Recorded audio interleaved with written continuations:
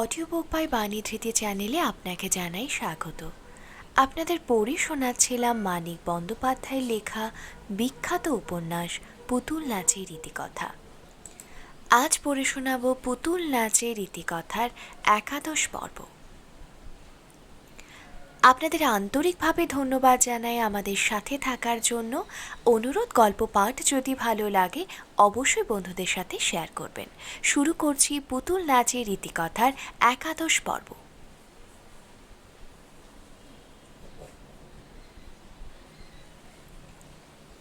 শশী বলিল, এত বেলায় বাড়ি ফিরলাম, খাবো না দাবো না, ছুটি সাহেবের সঙ্গে দেখা করতে যাব। কি যে বলেন তার ঠিক নেই। গোপালের উৎসাহ নিভিয়া গেল। বলিল, আমি কথা কইলে তুই চটে উঠিস শশী। শশী বলিল, চটব কেন? সকাল থেকে খাইনি কিছু, খিদে তেষ্টি তো আছে মানুষের। খাসনি? সকাল থেকে খাসনি কিছু? গোপাল ব্যস্ত হইয়া উঠিল। শিগগির স্নান করে নে তবে। ও কুন্দ, তোরা সব গেলি কোথায় শুনি? সকাল থেকে খাইনি শশী, সব কটাকে দূর করে দেব বাড়ি থেকে। বিকেলে শশী ম্যাজিস্ট্রেটের সঙ্গে দেখা করিয়া আসিল। সাতগার স্কুল, গাউদিয়ার হাসপাতাল সব শীতলবাবু তাহাকে দেখাইয়াছেন। শশীকে বসাইয়া অনেকক্ষণ হাসপাতাল সম্বন্ধে কথা কইলেন। যাদবের মরণের ইতিহাসটা মন দিয়ে শুনিলেন। এ বিষয়ে অদম্য কৌতূহল দেখা গেল তার। শশী নিজে দাঁড়াইয়া সব দেখিয়াছে, ব্যাপারটা নিজে তবে সে একটু ব্যাখ্যা করুক না। শশীর আজ কিছু ভালো লাগিতেছিল না। তাছাড়া যাদবের ও পাগলা দিদির মরণকে তার ব্যাখ্যা করিবার উপায় নাই। চিরদিন শুধু তার মনে মনেই থাকিবে। তারপর এক কাপ চা খাইয়া ফন্ডে 100 টাকা চাঁদা দিবার প্রতিশ্রুতি দিয়া ম্যাজিস্ট্রেট শশীকে বিদায় দিলেন। সেখান হইতে সে শীতলবাবুর বাড়ি গেল। কিছু না বলিয়া উধাও হওয়ার জন্য শশীকে একচোট বকিলেন শীতলবাবু। তারপর তিনিও এক কাপ চা খাওয়াইয়া শশীকে বিদায় দিলেন। তখন সন্ধ্যা হইয়াছে। শীতলবাবুর সঙ্গে আলো দিতে চাহিয়াছিলেন, পকেটে টর্চ আছে বলিয়া শশী বারণ করিয়া আসিয়াছে। সমস্ত পথে একবারও সে টর্চের আলো ফেলিল না, অন্ধকারে হাঁটিতে লাগিল। হাসপাতালে নিজের ঘরে গিয়া সে বলিল, হাসপাতালের 20 টাকা বেতনের কম্পাউন্ডার বোধ হয় আজ এ সময় শশীর আবির্ভাব প্রত্যাশা করে নাই, কোথায় যেন চলিয়া গিয়াছে। প্রায় 2 ঘণ্টা পরে সে ফিরিয়া আসিল। শশী কিন্তু তাহাকে কিছুই বলিল না। হাসপাতালে 6টি বেড, তার মধ্যে 2টি মাত্র 2 জন রোগী দখল করিয়াছে। তাদের দেখিয়া কম্পাউন্ডারকে তাদের সম্বন্ধে উপদেশ দিয়া শশী বাড়ি ফিরিল। কি আজ বিগড়াইয়া গিয়াছে মন। বাসুদেব বাড়ুজ্যের বাড়িটা অন্ধকার। সামনে সেই প্রকাণ্ড জাম গাছটা, যার ডাল ভাঙিয়া পড়িয়া একটা ছেলে মরিয়াছিল। মরণের সঙ্গে কত ঘনিষ্ঠ সম্পর্ক শশীর, তবু সেই ছেলেটাকে আজও সে ভুলিতে পারিল না। চিকিৎসার ভুল হইয়াছিল কি? দেহের ভিতরে কি এমন কোনো আঘাত লাগিয়াছিল ছেলেটার, সে যাহা ধরিতে পারে নাই? আজ আর সে কথা ভাবিয়া লাভ নাই। তবু শশী ভাবে, গ্রামের এমন কত কি শশীর মনে গাঁথা হইয়া আছে। এজন্য ভাবনাও হয় শশীর, গ্রাম ছাড়িয়া সে যখন বহু দূরদেশে চলিয়া যাইবে, গ্রাম্য জীবনের অসংখ্য ছাপ যদি মন হইতে তার মুছিয়া না যায়। চিন্তা যদি তার শুধু এইসব খণ্ড খণ্ড ছবি দেখা আর এইসব ঘটনার বিচার করিয়া পর্যবসিত হয়। শ্রীনাথের দোকানে একটু দাঁড়ায় শশী। কি খবর শ্রীনাথ, মেয়ের জ্বর? কাল একবার নিয়ে যেও হাসপাতালে, ওষুধ দেব। চলিতে চলিতে শশী ভাবে যে তার কাছে অসুখের কথাই বলে সকলে, ওষুধ চায়। বাঁধানো বকুলতলাটা ঝরা ফুলে ভরিয়ে আছে। এত ফুল কেন? বাড়ির সামনে বাঁধানো দেবধর্মী গাছতলা। সেনদিদি বুঝি আর সাফ করে না? বাড়িতে ঢুকিবার আগে শশী দেখিতে পায় পরাণের বড় ঘরে জানালাটা আলো হইয়া আছে। বাপ আসিয়াছে বলিয়া কুসুম বোধ হয় আজ তার বড় ঝুলানো আলোটাতে তেল ভরিয়া জ্বালাইয়া দিয়াছে। মনটা কেমন করিয়া ওঠে শশীর। হয়তো পরশু, তার পরদিন কুসুম গা ছাড়িয়া যাইবে, আর আসিবে না।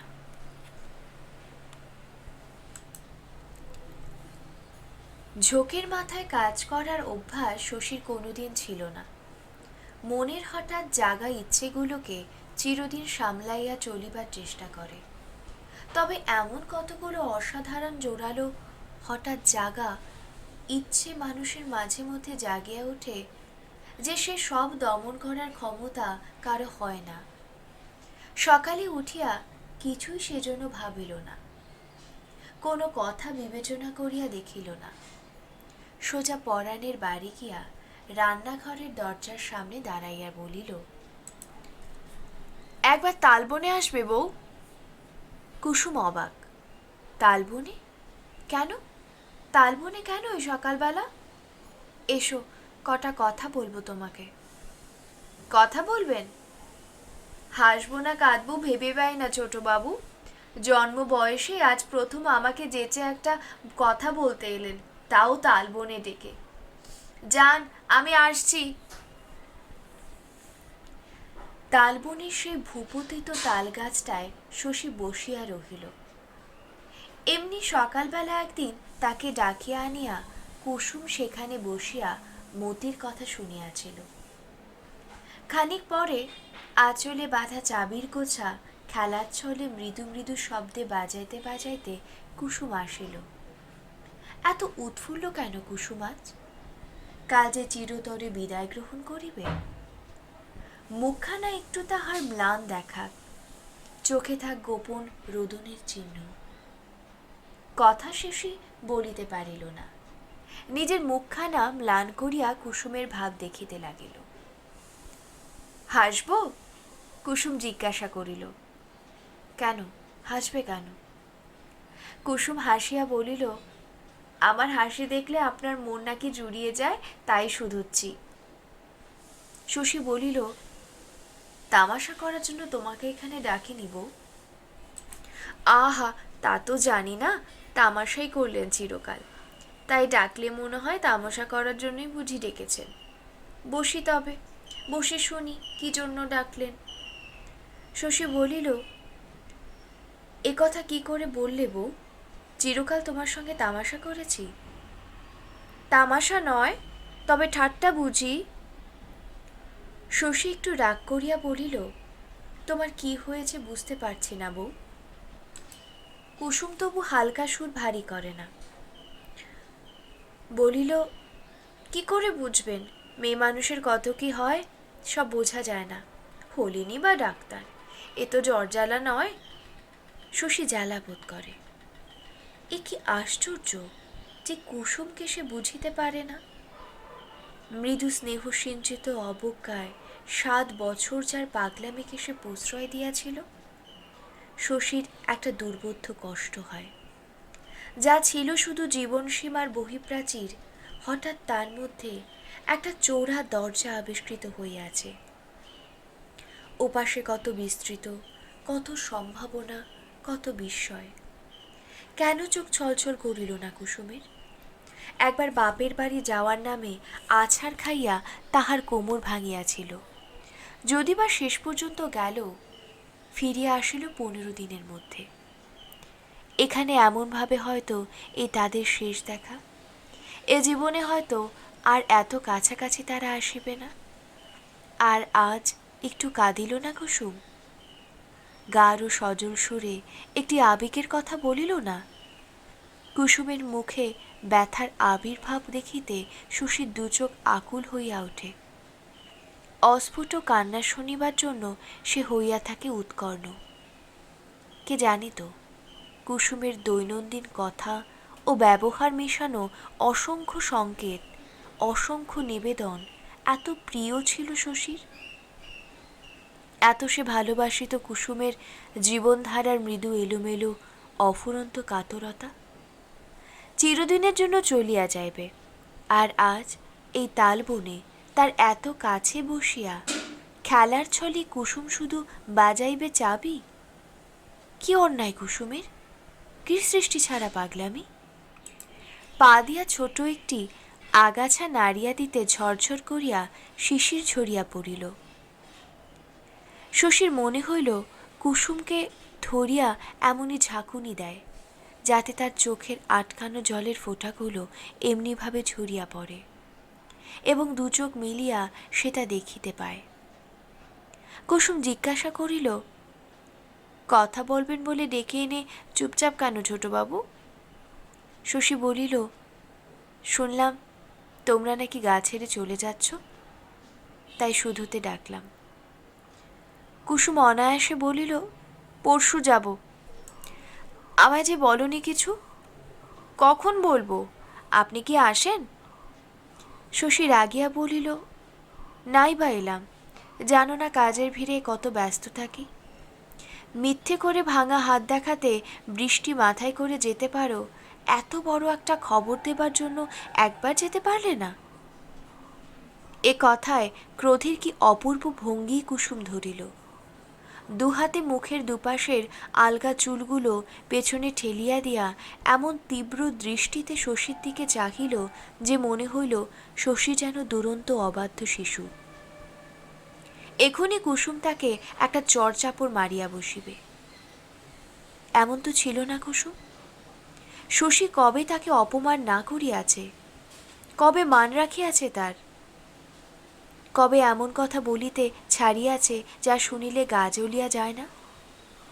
কোনোদিন রাগ সে করে নাই, ভৎসনার চোখে চাহে নাই।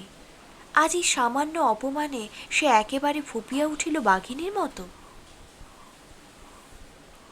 তবে কড়া কিছু সে বলিল না, আত্মসংবরণ করিল। তার রাগের ভঙ্গি দেখাইয়া শশী একেবারে নিভিয়া গিয়াছে দেখিয়া কে জানে কি আশ্চর্য কৌশলে কথা বলার চিরন্তন রহস্যময় সুরটিও কুসুম ফিরিয়া আনিল। বলিল, বাবা কি ছেলে মানুষের পাল্লাতেই পড়েছি। মিথ্যে করে ভাঙা হাত দেখাতে একবার ছেড়ে 100 বার যেতে পারি ঝড় বৃষ্টি ভূমিকম্প মাথায় করে। ও কথা বলবার জন্য যাব কেন? শশী বলিল, পরাণকে দিয়ে তো বলে পাঠাতে পারতে। কুসুম বলিল, তাই বা কেন পাঠাবো? যে খবর নেয় না তাকে খবর দেবার কি গরজ আমার? আমি তো বারণ করলাম ওকে। কাজের ভিড়ে আসতে পারিনি বলে আমি একেবারে পর হয়ে গেছি না বউ? কুসুম হাসিল। পর কথায় হলেন? তালবনে ঝোপের মধ্যে বসে পরের সঙ্গে আমি কথা বলি নাকি? ঠিক এতটা সস্তা নই ছোটবাবু। কি বলিল কুসুম? এত স্পষ্ট, এত ব্যাখ্যা ও ইতিহাসে ভরা কথা। শশীর হঠাৎ মনে পড়িয়া গেল একদিন বড় খাপ ছাড়া ও অনাবশ্যকভাবে কুসুম তাহাকে বাপ তুলিয়া অপমান করিয়াছিল। এমন ভয়ানক ব্যাপার আর কখনো ঘটে নাই বলিয়া শশী ভুলিতে পারে নাই, বুঝিতেও পারে নাই কুসুমের রাগের কারণ। এতদিন পরে কুসুম যেন সেদিনকার ব্যবহারের মানে বলিয়া দিল, সস্তা নই। কি গেয় অভদ্র কথা! তবু কুসুম যা বলিতে চায় আর কিসে তা এত স্পষ্ট বোঝা যাইত। কি করিবে কি বলিবে কিছুই শশী বুঝিয়া উঠিতে পারিল না। আজ হঠাৎ এ কথা বলিবার দরকার পড়িল কেন, তাও বড় দুর্বোধ্য। যদি বলিত অভিমান করিয়া চিরদিন যেমন করিয়াছে তেমন যদি সকাতর হইত তার অভিযোগ, তবু শশী সব বুঝিতে পারিত। তা তো নয়। এ স্পর্ধার উক্তি কুসুমের, অহংকারের ভাষা। আজ বাদে কাল যার সঙ্গে চিরতরে বিচ্ছেদ, তাকে এমনভাবে এ কথা শোনানো কি কম মন্দ ব্যবহার কুসুমের? ভাবিয়া চিন্তিয়া শশী বলিল, চলে যাবে বলে বুঝি আজ এমন তেজের সঙ্গে কথা বলছো বউ? ভাবছ সম্পর্ক যখন চুকলো যত পারি শুনিয়ে নি। কি আবার শোনালাম আপনাকে? যা শোনালে চিরকাল মনে থাকবে। এই জন্যই সেদিন তোমায় কটা কথা বুঝিয়ে বলতে গিয়েছিলাম। তুমি যেদিন হাতের ব্যথায় ওষুধ আনতে গেলে, কিছু শুনলে না, কিছু বুঝলে না, রাগ করে চলে এলে। মেয়ে মানুষ এমনই হয়। কুসুম চোখ বড় বড় করিয়া বলিল, মেয়ে মানুষ সম্বন্ধে এত জ্ঞান কোথায় পেলেন ছোটবাবু? মেয়ে মানুষ এরকম হয়, ওরকম হয়, সব রকম হয়, শুধু মনের মতো হয় না, এও জানেন। তুমি আজ বিশ্রীভাবে কথা বলছো বউ। বলিনি ছোটবাবু, বলতে দিন। যা মুখে আসে বলতে দিন আজ। বলতে কি চেয়েছিলাম? কে আপনাকে জানতে দিয়েছিল গা ছেড়ে চলে যাব? কে বলেছিল এখানে ডেকে আনতে? জানেন আমার মাথা খারাপ, পাগলাটে মানুষ আমি, তবু যাওয়ার দুদিন আগে আমাকে ডেকে আনা চাই? আজে বাজে কথা বলে কান ঝালাপালা করা চাই? 10 বছর খেলা করেও স্বাদ মেটেনি? আমরা মুখ্য গেয়েও মেয়ে এসব খেলার মর্ম তো বুঝি না, কষ্টে মরে যাই। এ কথার কোনো প্রতিবাদ নাই বলিয়া শশীর মুখে কথা ফোটে না। জুতার ভিতর হইতে পা বাহির করিয়া পায়ে ঘাসের শিশির মাখিতে মাখিতে নত মুখে সে মুখ হইয়া বসিয়া থাকে। এদিকে কুসুমের চোখে এতক্ষণে জল আসিয়া পড়িয়াছে। শশীর কাছে মনের আবেগকে এমন স্পষ্টভাবে চোখের জলে কুসুম কোনো দিন স্বীকার করে নাই। তবে তো বড় শক্ত মেয়ে। দুবার জোরে জোরে শ্বাস টানিয়া আর দুবার আঁচলে চোখ মুছিয়া আবেগ সে আয়ত্তে আনিয়া ফেলিল। বলিল, এমন হবে ভাবিনি ছোটবাবু, তাহলে কোন কালে গা ছেড়ে চলে যেতাম। কুসুম আর কিছুক্ষণ চোখের জল ফেলিলে যে শশী হঠাৎ খ্যাপার মতো বিনা বাক্য ব্যয়ে তাকে দুহাতে জড়াইয়া ধরিতেও তাকে সন্দেহ ছিল না। কিন্তু কুসুমের অনুযোগগুলি তাকে দমাইয়া রাখিল। এ কথা সে ভুলিতে পারিল না যে এতকাল পরে ওভাবে কুসুমের সমস্ত নালিশের জবাব দেওয়া আর চলে না। মুখখানা শশীর একটু পাংশু দেখাইতেছে। কি বলা যায় কুসুমকে? কি করা যায়? কে জানিত মোটে দুদিনের নোটিশে কুসুম তাকে এমন বিপদে ফেলিবে, তার গোছানো মনের মধ্যে এমন ওলট পালট আনিয়া দেবে। কুসুমের কাছে বসিয়া থাকিলে দুদিন পরে সে যে চিরদিনের জন্য চলিয়া যাইবে, এই চিন্তায় কষ্ট তরঙ্গের মতো পলকে পলকে অবিরাম উথলিয়া উঠিয়া তাকে এমন উতলা করিয়া তুলিবে, এ ধারণা শশীর ছিল না। কাল কথাটা শুনিয়া অবধি শশীর মনে নানা বিচিত্র ভাবধারা উঠিতেছিল। আজ সকালে সে সমস্ত যেন শুধু একটা কটু ক্লেশে পরিণত হইয়া গিয়াছে। কুসুমের যে শরীরটা আজ অপার্থিব সুন্দর মনে হইতেছিল, তার সমস্তটা শশী জড়াইয়া ধরিতে পারিল না।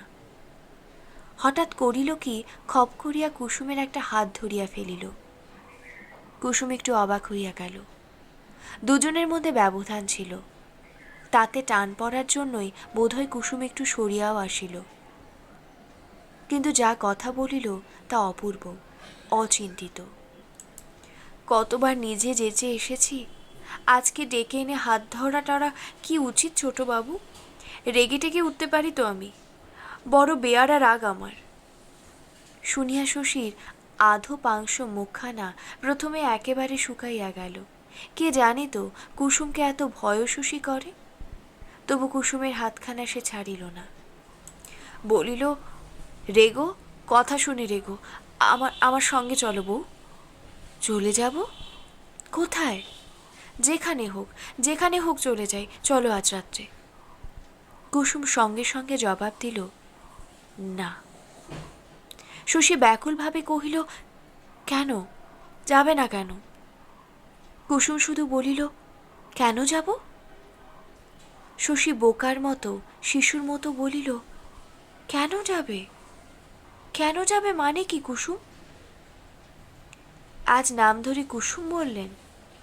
বলিয়া ছোট বালিকার মতো মাথা দুলাইয়া জল জ্বলে চোখে শশীর অভিভূত ভাব লক্ষ্য করিতে করিতে কুসুম বলিল, কি করে যে শুধালেন কেন যাব? আপনি বুঝি ভেবেছিলেন যেদিন আপনার সুবিধে হবে ডাকবেন, আমি তেমনি সুরসুর করে আপনার সঙ্গে চলে যাব? কেউ তা যায়? শশী অধীরভাবে বলিল, একদিন কিন্তু যেতে। কুসুম স্বীকার করিয়া বলিল, তা যেতাম ছোটবাবু। স্পষ্ট করে ডাকা দূরে থাক, ইশারা করে ডাকলে ছুটে যেতাম। চিরদিন কি এরকম হয়? মানুষ কি লোহায় গড়া যে চিরকাল সে একরকম থাকবে, বদলাবে না? বলতে বসেছি যখন কড়া করেই বলি। আজ হাত ধরে টানলেন, আমি যাব না। তার হাত ছাড়িয়া দিয়া শশী বলিল, তোমার রাগ যে এমন ভয়ানক তা জানতাম না বউ। অনেক বড় বড় কথা তো বললে, একটা ছোট কথা কেন তুমি বুঝতে পারো না? নিজের মন কি মানুষ সবসময় বুঝতে পারে বউ? অনেকদিন অবহেলা করে কষ্ট দিয়েছে বলে আজ রাগ করে তার শোধ নিতে চলেছ?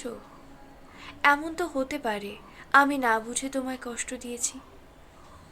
তোমার পরে কতটা মায়া পড়েছে জানতে পারোনি। তুমি চলে যাবে শুনে এতদিন আমার খেয়াল হয়েছে। তাছাড়া তোমার কথাই ধরি, তুমি বললে মানুষ বদলায় বেশ। আমি একদিন তোমার সঙ্গে খেলাই করেছি, আজ তো আমি বদলে যেতে পারিব। কি ব্যাকুল উৎসুক আবেদনের মতো শোচনীয় শশীর কথাগুলো। কে জানিত কুসুমকে তাহার এমন করিয়া একদিন বলিতে হইবে। শুনিতে বিস্ময়ের সীমা থাকে না কুসুমের। শরীরটা যে ভালো নাই তার মুখ দেখিয়াই তা বোঝা যায়। হয়তো কুসুম মনে করে যে তার এই সকাতুর দুর্বলতা সেই জন্যই। সে মৃদুস্বরে বলিল, এ কি বলছেন ছোটবাবু? আমার জন্য আপনার মন কাঁদবে? শশী সরলভাবে বলিল, ভয়ানক মন কাঁদবে বউ। জীবনে আমি কখনো তাহলে সুখী হতে পারবো না। কুসুম ব্যাকুলভাবে বলিল, তাকে কখনো হয়? আপনার কাছে আমি কত তুচ্ছ। আমার জন্য জীবনে কখনো সুখী হতে পারবেন না। দুদিন পরে মনেও পড়বে না আমাকে। শশী বলিল, এতকাল ধরে জড়িয়ে জড়িয়ে বেঁধেছ, আর দুদিনে তোমাকে ভুলে যাব তাই ভেবে নিলে তুমি? শেষ পর্যন্ত কুসুম বলিল, আমার সাধ্যে কি ছোটবাবু আপনাকে জড়িয়ে জড়িয়ে বাঁধব? শশী ক্রুদ্ধ হইয়া বলিল, আজ এসব বিনয় রাখো বউ। আজে বাজে বকার ধৈর্য আমার নেই। স্পষ্ট করে আমায় শুধু তুমি বুঝিয়ে দাও, চিরকাল আমার জন্য ঘর বাঁধতে তুমি পাগল ছিলে, আজকে হঠাৎ বিরূপ হলে কেন? এসব কথায় কলহ হয় ছোটবাবু। যাবার আগে কলহ কি ভালো? কলহ হবে না, বলো। কুসুম ম্লান মুখে বলিল, আপনাকে কি বলবো ছোটবাবু, আপনি এত বোঝেন। লাল টকটকে করে তাতানো লোহা ফেলে রাখলে তাও আস্তে আস্তে ঠান্ডা হয়ে যায়, যায় না? স্বাদ আহ্লাদ আমার কিছু নেই। নিজের জন্য কোনো সুখ চাইনি। বাকি জীবনটা ভাত রেঁধে ঘরের লোকের সেবা করে কাটিয়ে দেব ভেবেছি। আর কোনো আশা নেই, ইচ্ছে নেই, সব ভোতা হয়ে গেছে ছোটবাবু। লোকের মুখে মন ভেঙে যাওয়ার কথা শুনতাম, এর দিনে বুঝতে পেরেছি সেটা কি। কাকে ডাকছেন ছোটবাবু? কে যাবে আপনার সঙ্গে? কুসুম তো বেঁচে নেই, সে তো মরে গেছে। কুসুম মরিয়া কি আছে? সেই চপল রহস্যময়ী আধো বালিকা, আধো রমণী, ভরপুর অদম্য অধ্যবসীয় কুসুম। শশী যে কেন আর কোনো কথা বলিল না তার কারণটা দুর্বোধ্য। বোধহয় ভাবিবার অবসর পাইবার জন্য। কুসুম তো আজও কাল এখানে আছে, বলিবার কিছু আছে কিনা সেটাই আগে ভাবিয়া দেখা দরকার। মিনিট খানেক চুপচাপ দাঁড়াইয়া থাকিবার পর বাড়ির দিকে চলিতে আরম্ভ করিবার সময় কুসুম চুপচাপ বলিল, আপনি দেবতার মতো ছোটবাবু। বাড়ি ফিরিয়া শশী বুঝিতে পারে কল্পনার এমন কতগুলো স্তর আছে, বিশেষ কোনো উপলক্ষ ছাড়া, যেখানে উঠিবার ক্ষমতা মানুষের নাই। এক একটা ঘটনা যেন চাবির মতো মনের এক একটা দুয়ার খুলিয়া দেয়, যে দুয়ার ছিল বলিয়াও মানুষ জানিত না। এত বড় বড় কল্পনা শশীর, এত বিরাট ও ব্যাপক সব মনোবাসনা, একদিনে সব যেন পৃথক অনাবশ্যক হইয়া গেল। শিশুর মনের বড় বড় ইচ্ছাগুলি যৌবনে যেমন যায়। রবার বসানো চাকাযুক্ত গদিয়াটা ঠেলাগাড়িতে চাপার জন্য ছেলেবেলার কত কাঁদিয়াছিল শশী। কলিকাতায় মোটর হাঁকাইবার স্বাদ আজ তারই পর্যায়ে পড়িয়া আছে। গ্রাম ছাড়িয়া কোথায় যাইবে শশী? কি আছে গ্রামের বাহিরে শশীর যা মনোহরণ করিতে পারিবে? একটা প্রকাণ্ড জড় পৃথিবী, অসংখ্য অচেনা মানুষ, কি পাইবে শশী সেখানে? কুসুমের কথাগুলির অন্তরালে যত অর্থ ছিল ক্রমে ক্রমে শশী তা পরিষ্কার বুঝিতে পারে। একদিন দুদিন নয়, অনেকগুলো সুদীর্ঘ বৎসর ব্যাপিয়া তার জন্য কুসুম পাগল হইয়াছিল। তারপর ক্রমে ক্রমে তার সে উন্মাদ ভালোবাসা নির্জীব হইয়া আসিয়াছে, হয়তো মরিয়া গিয়াছে, কে বলিতে পারে। আজ এ ঘটনা শশীর কাছে এত ভয়ানক মনে হোক, এই পরিণতিই তো স্বাভাবিক। গায়ের মেয়ে, ঘরের বউ কুসুম, মনোবাসনা কতদূর অদম্য হইয়া ওঠার দিনের পর দিন নৈবেদ্যের মতো নিজেকে শশীর কাছে সে নিবেদন করিয়া চলিয়াছিল, এখন শশী তা বুঝিতে পারে। কুসুমের অমন ভয়ানক উপবাসী ভালোবাসা যে এতকাল সতেজে বাঁচিয়াছিল, তা তো কল্পনাতীত রূপে বিস্ময়কর।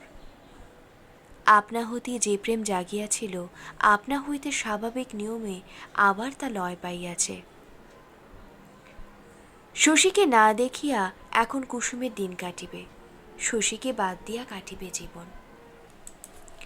কুসুমের পরিবর্তনে আশ্চর্য শশী তাই হয় না। ঘরে আগুন লাগিলে আগুন নেভে, বাহিরেও মনেরও। কুসুমের মনের আগুন কেন চিরদিন জ্বলিবে? নিজের ব্যাকুলতা শশীকে অবাক করিয়া রাখে। যখনই মনে হয় তার আর কিছুই করিবার নাই, জীবনে যত বড় অসম্ভবকে সম্ভব করিতে পারুক, কুসুমকে আর কোনোদিন সে ভালোবাসাইতে পারিবে না। কষ্টে শশী ছটফট করে। ফুটিয়া ঝরিয়া গিয়াছে, কুসুম মরিয়া গিয়াছে, তারই চোখের সামনে, তারই অন্যমনস্ক মনের প্রান্তে। কি ছেলে খেলায় সে মাতিয়াছে যে এমন ব্যাপারও ঘটিতে দিল। ছেলে খেলাগুলো সবই বর্তমান আছে।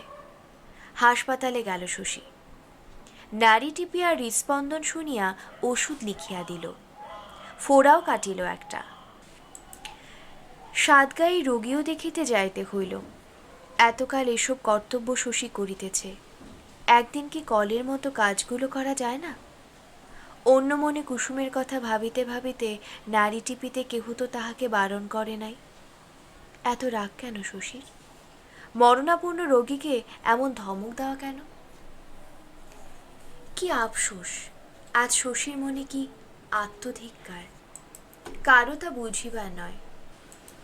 ধরিতে গেলে একদিক দিয়া এ তো ভালোই হইয়াছে শশী, ঘরের বউ শুদ্ধ ও পবিত্রভাবে ঘরেই রহিয়া গিয়াছে, রক্ষা পাইয়াছে নীতি ও ধর্ম।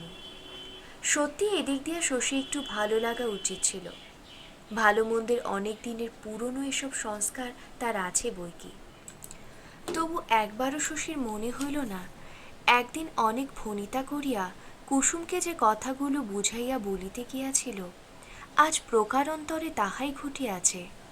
শান্ত মনে বুঝিয়া সুঝিয়া চারিদিকে বিবেচনা করিয়া কুসুমকে সে যে আত্মসংযম অভ্যাস করিতে বলিয়াছিল, কিছু না বুঝিয়া শুনিয়াই কুসুম এখন অনায়াসে তা পালন করিতে পারিবে।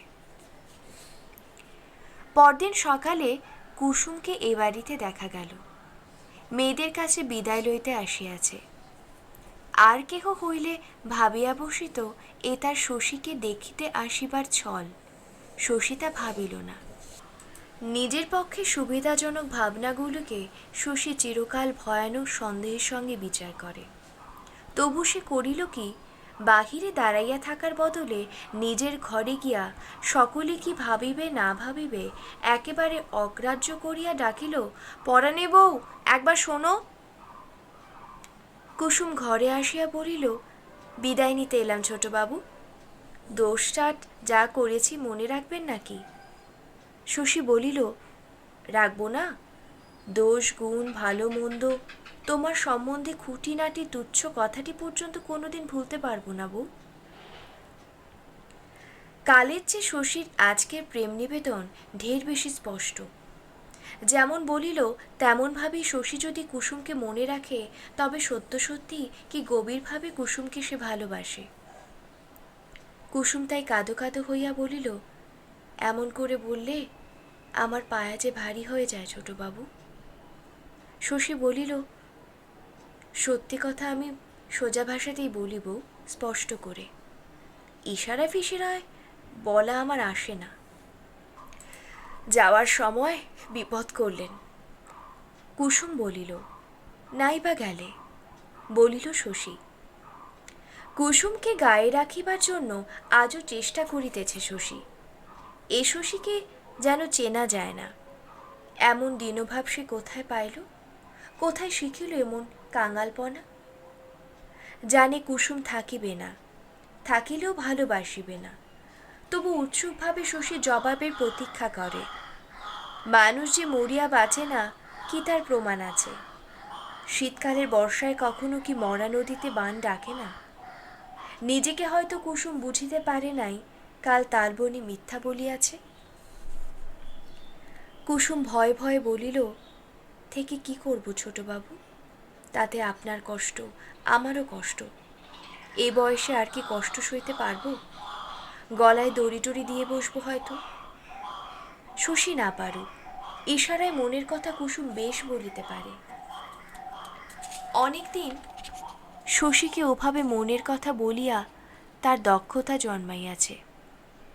শশী বিবর্ণ হইয়া গেল, সভয়ে বলিল, না বউ না, ওসব কখনো করো না, ওসব নাটকেপনা করতে নেই। গোড়ায় যদি বলতে থাকার কথা মুখেও আনতাম না। এত যদি বিগড়ে গিয়ে থাকে মন, বাপের বাড়ি গিয়েই থাকো। বুঝিয়ে শুনিয়ে তো কাজ করতে বলেছি তোমাকে গোড়া থেকে, চারদিক বিবেচনা করে। কুসুম বলিল, তা না করলে অনেক আগেই গলায় দড়ি দিতাম ছোটবাবু। যাব এবার? এ অনুমতি চাওয়ার কোনো কারণই শশী সেদিন খুঁজিয়া পাইল না। এত কাণ্ড করিয়া কুসুম বাড়ি গেল। এইরকম স্বভাব কুসুমের। জীবনটা নাটকীয় করিয়া তুলিবার দিকে চিরদিন তার বিশেষ পক্ষপাতিত্ব ছিল। শুধু গ্রাম ছাড়িবার কল্পনা নয়, অনেক কল্পনাই শশীর নিস্তেজ হইয়া আসিয়াছে। তবে গ্রামে বসিয়া থাকিবারও আর কোনো কারণ সে খুঁজিয়া পায় না। হাসপাতালের কাজে বেশ শৃঙ্খলা আসিয়াছে। একজন ডাক্তার নিযুক্ত করিয়া এবার সে বিদায় গ্রহণ করিতে পারে। যাওয়ার আগে কথা প্রকাশ করিলে ঘরেও বাইরে একটা হইচই বাঁধিয়া যাইবে। কৈফিরও দিতে দিতে উপদেশ এবং উপরোধ শুনিতে শুনিতে বাহির হইয়া যাবে প্রাণ। এটা এড়ানো চলিবে না। সে তো কুসুম নয় যে যেদিন খুশি তল্পিতল্পা গুছাইয়া চলিয়া যাইতে চাহিলে এত বড় গ্রামের মধ্যে শুধু ব্যস্ত হইবে একজন। হাঙ্গামার ভয়টাই যেন শশীকে নিষ্ক্রিয় করিয়া রাখিল। মন তো ভালো থাকেই না, শরীরটাও খারাপ। উৎসাহ এবং জীবনী শক্তির রীতিমতো অভাব ঘটিয়াছে। মাস দুই কাটিয়া গেল। সকালবেলা সূচনা হইয়া একদিন মাঝরাত্রে সেনদিদির অবশ্যম্ভাবী বিপদটি আসিয়া পড়িল। সত্যিই বিপদ। সেনদিদি বুঝি বাঁচে না।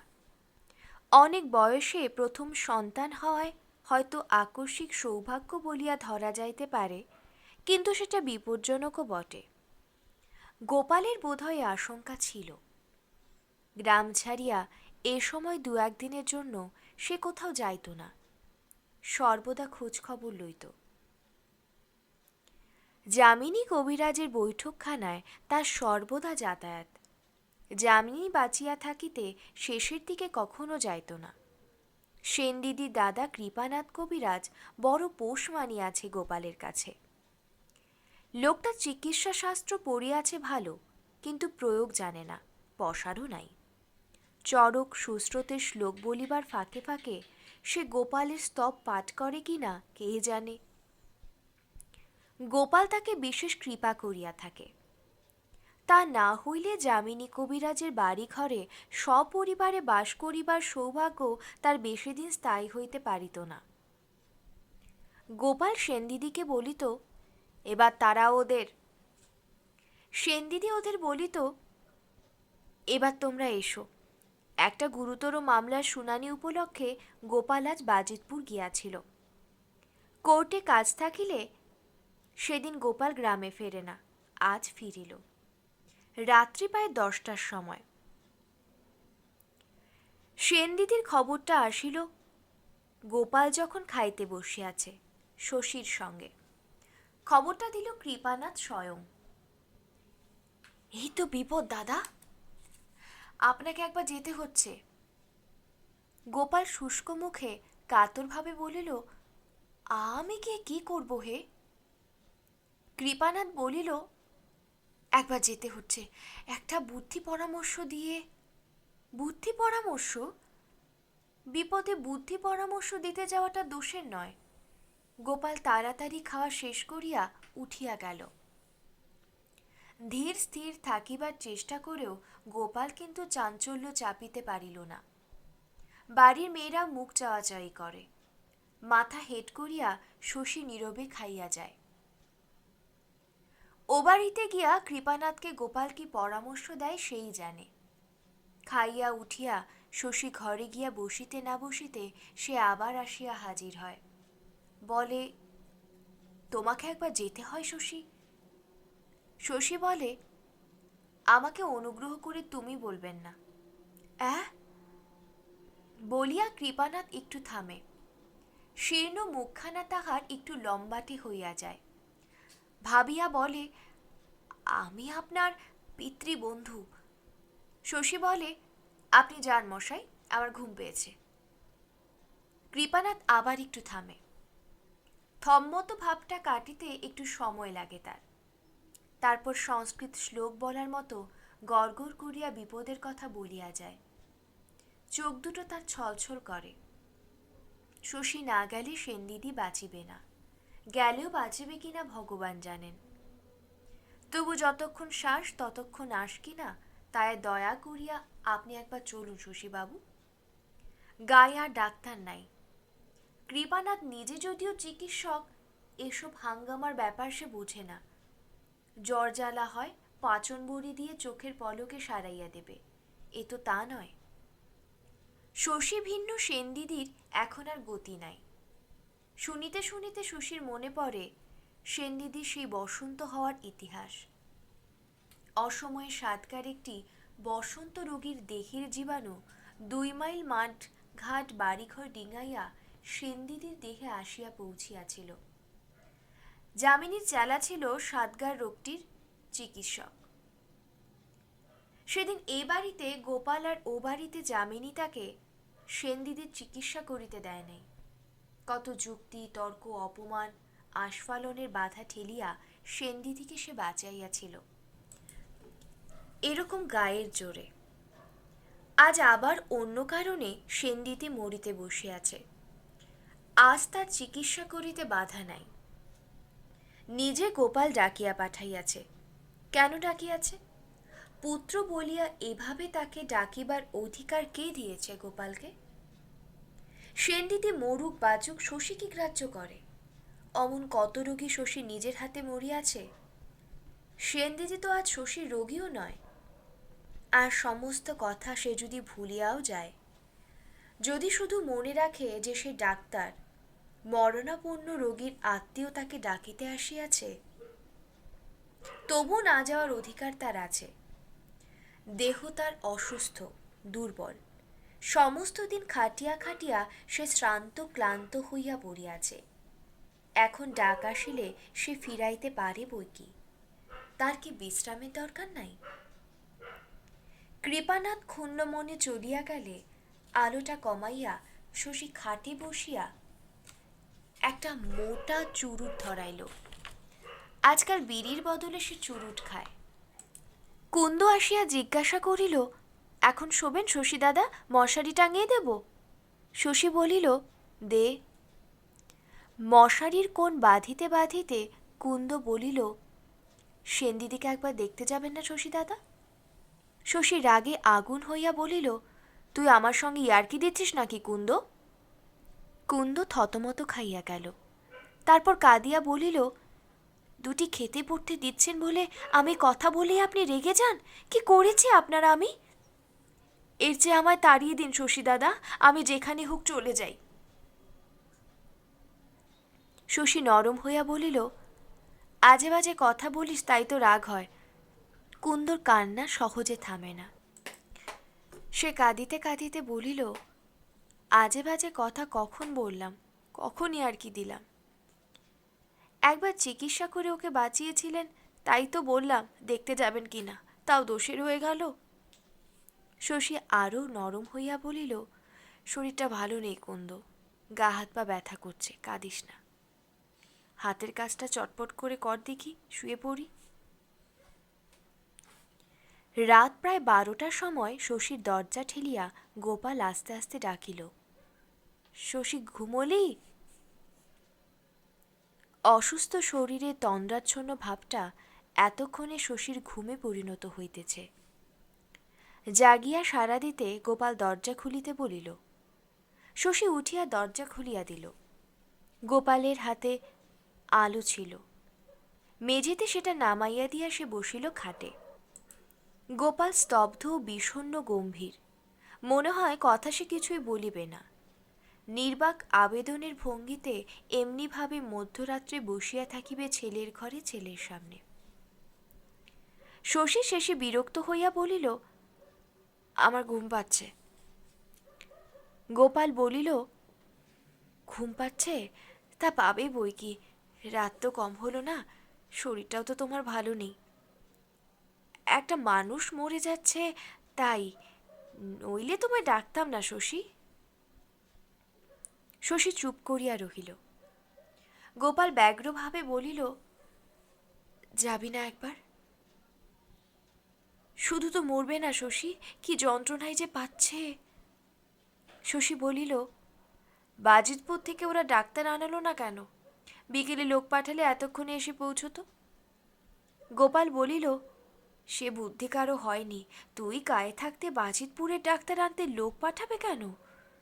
তোর চেয়ে তারা কি বেশি জানে? ডাকলে তুই যে যাবি নে ওরা তো ভাবতেই পারেনি শশী। কৃপানাথ এখন আমার হাতে পায়ে ধরে কাদা কাটা করছে বাবা। তুই অপমান করে তাড়িয়ে দিলি, তাই তোর কাছে আসতে সাহস পাচ্ছে না। শশীর ভয়ানক কষ্ট হইতেছিল।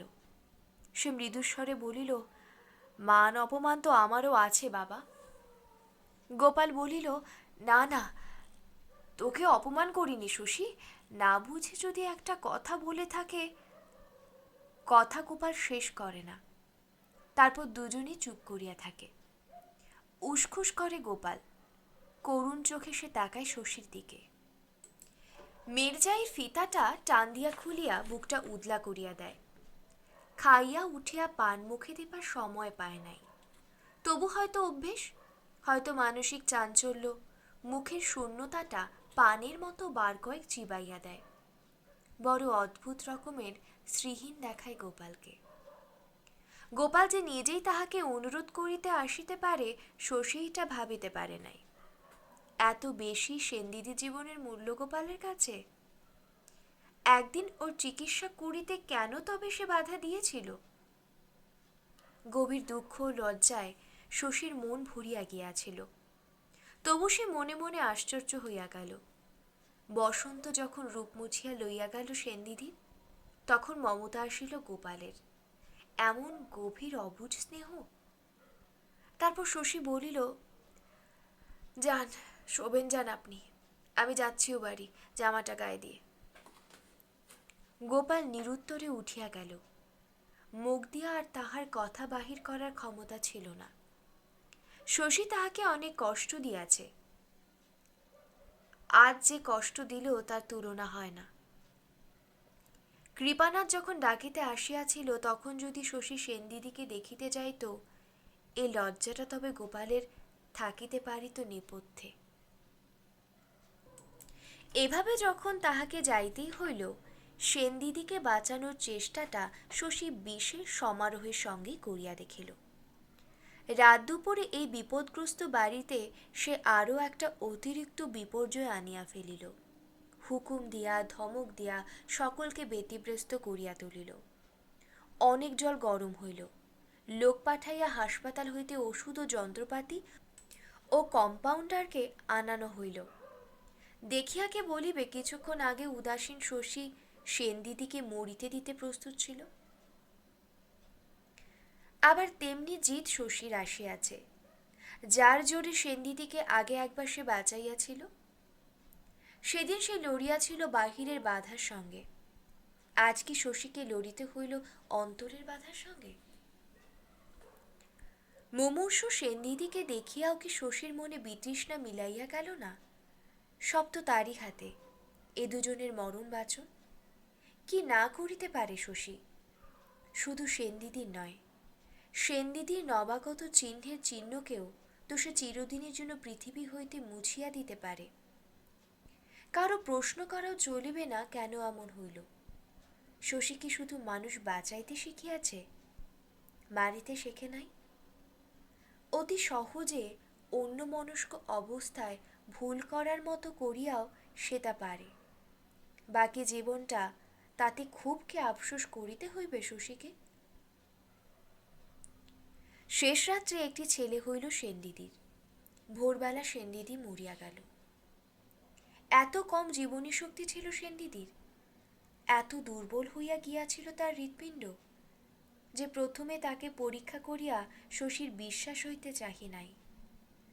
সেনদিদিকে দেখিয়া কখনো মনে হয় নাই তার দেহযন্ত্রের আসল ইঞ্জিনটা এমন হইয়া গিয়াছে। তবু শশীও ভাবিতে পারে নাই এ যাত্রা সে রক্ষা পাইবে না। ডাক্তার মানুষ সেও যেন ভালো করিয়া বুঝিতে পারিল না অজ্ঞান অবস্থা পার হইয়া সেনদিদি যখন শান্ত হইয়া ঘুমাইতে আরম্ভ করা উচিত ছিল, হঠাৎ হাত পা কেন ঠান্ডা হইয়া আসিল। শশী জানে এরকম হয়। মানুষের দেহের মধ্যে আজও এমন কিছু ঘটিয়া চলে এ যুগের ধন্বন্তরীও যা থাকে জ্ঞান বুদ্ধির অগোচরে। এ তো মানুষের বানানো কল নয়। তবু শশীর রাত জাগা চোখের আরক্ত ভাব যেন বাড়িয়া গেল। অবসাদ যেন হইয়া উঠিল অসহ্য। আর কিছু করিবার ছিল না। বাড়ি গিয়া স্নান করিয়া শশী কড়া এক কাপ চা খাইল, তারপর শুইয়া পড়িল। আসিবার সময়ও বাহিরে গোপালকে সে দেখিয়া আসিয়াছে। চেনা ও জানা মানুষগুলির মধ্যে দু চারজন শশী যেমন মরিতে দেখিয়াছে, তেমনি তাদের ঘরে দু চারজনকে জন্ম লইতেও দেখিয়াছে। দু চারজন মরিবে, দু চারজন জন্ম লইবে, এই তো পৃথিবীর নিয়ম। তবু এসব মরণে অভ্যস্ত শশী ডাক্তারকে বড় বিচলিত করে। যারা মরে তারা চেনা, স্নেহে ও বিদ্বেষে দীর্ঘকাল ব্যাপী সম্পর্ক তাহার সঙ্গে যারা জন্মায় তারা তো অপরিচিত। এ কথা ভাবে শশী। সেনদিদি কি বাঁচিত সে যদি অন্যভাবে চেষ্টা করিত, যদি অন্য ওষুধ দিত? শেষের দিকে সে যে ব্যস্তভাবে গোটা 2 ইঞ্জেকশন দিয়াছিল, রোগিণীর পক্ষে তা কি অতিরিক্ত জোরালো হইয়াছিল? হইয়া থাকিলে তার দোষ কি? অনেক বিবেচনা করিয়া তবে সে ইঞ্জেকশন দুটো দিয়াছিল। তাছাড়া আর কিছু তখন করিবার ছিল না। নিজের জ্ঞান বুদ্ধিতে যা ভালো বুঝিয়াছে তাই সে করিয়াছে। তার বেশি আর কি সে করিতে পারে? আজ পর্যন্ত সে অনেকগুলো প্রাণ রক্ষা করিয়াছে, সেটাও তো ধরিতে হইবে। গোপাল একেবারে মুহ্যমান হইয়া গেল। এমন পরিবর্তন আসিল গোপালের যে সকলের সেটা নজরে পড়িতেছে। বুঝিয়া শশীর লজ্জা করিতে লাগিল। গোপাল চিরকাল ভোজন বিলাসী, এখন তার আহারে রুচি নাই। এমন চড়া মেজাজ, কিন্তু মুখ দিয়া আর কড়া কথা বাহির হয় না। গম্ভীর বিষণ্ণ মুখে বাহিরের ঘরে ফরাসে বসিয়া তামাক টানে, আর আবশ্যক অনাবশ্যক নথিপত্র ঘাটে, যেগুলি গোপালের কাছে এতকাল নাটক নবিলের মতো প্রিয় ছিল।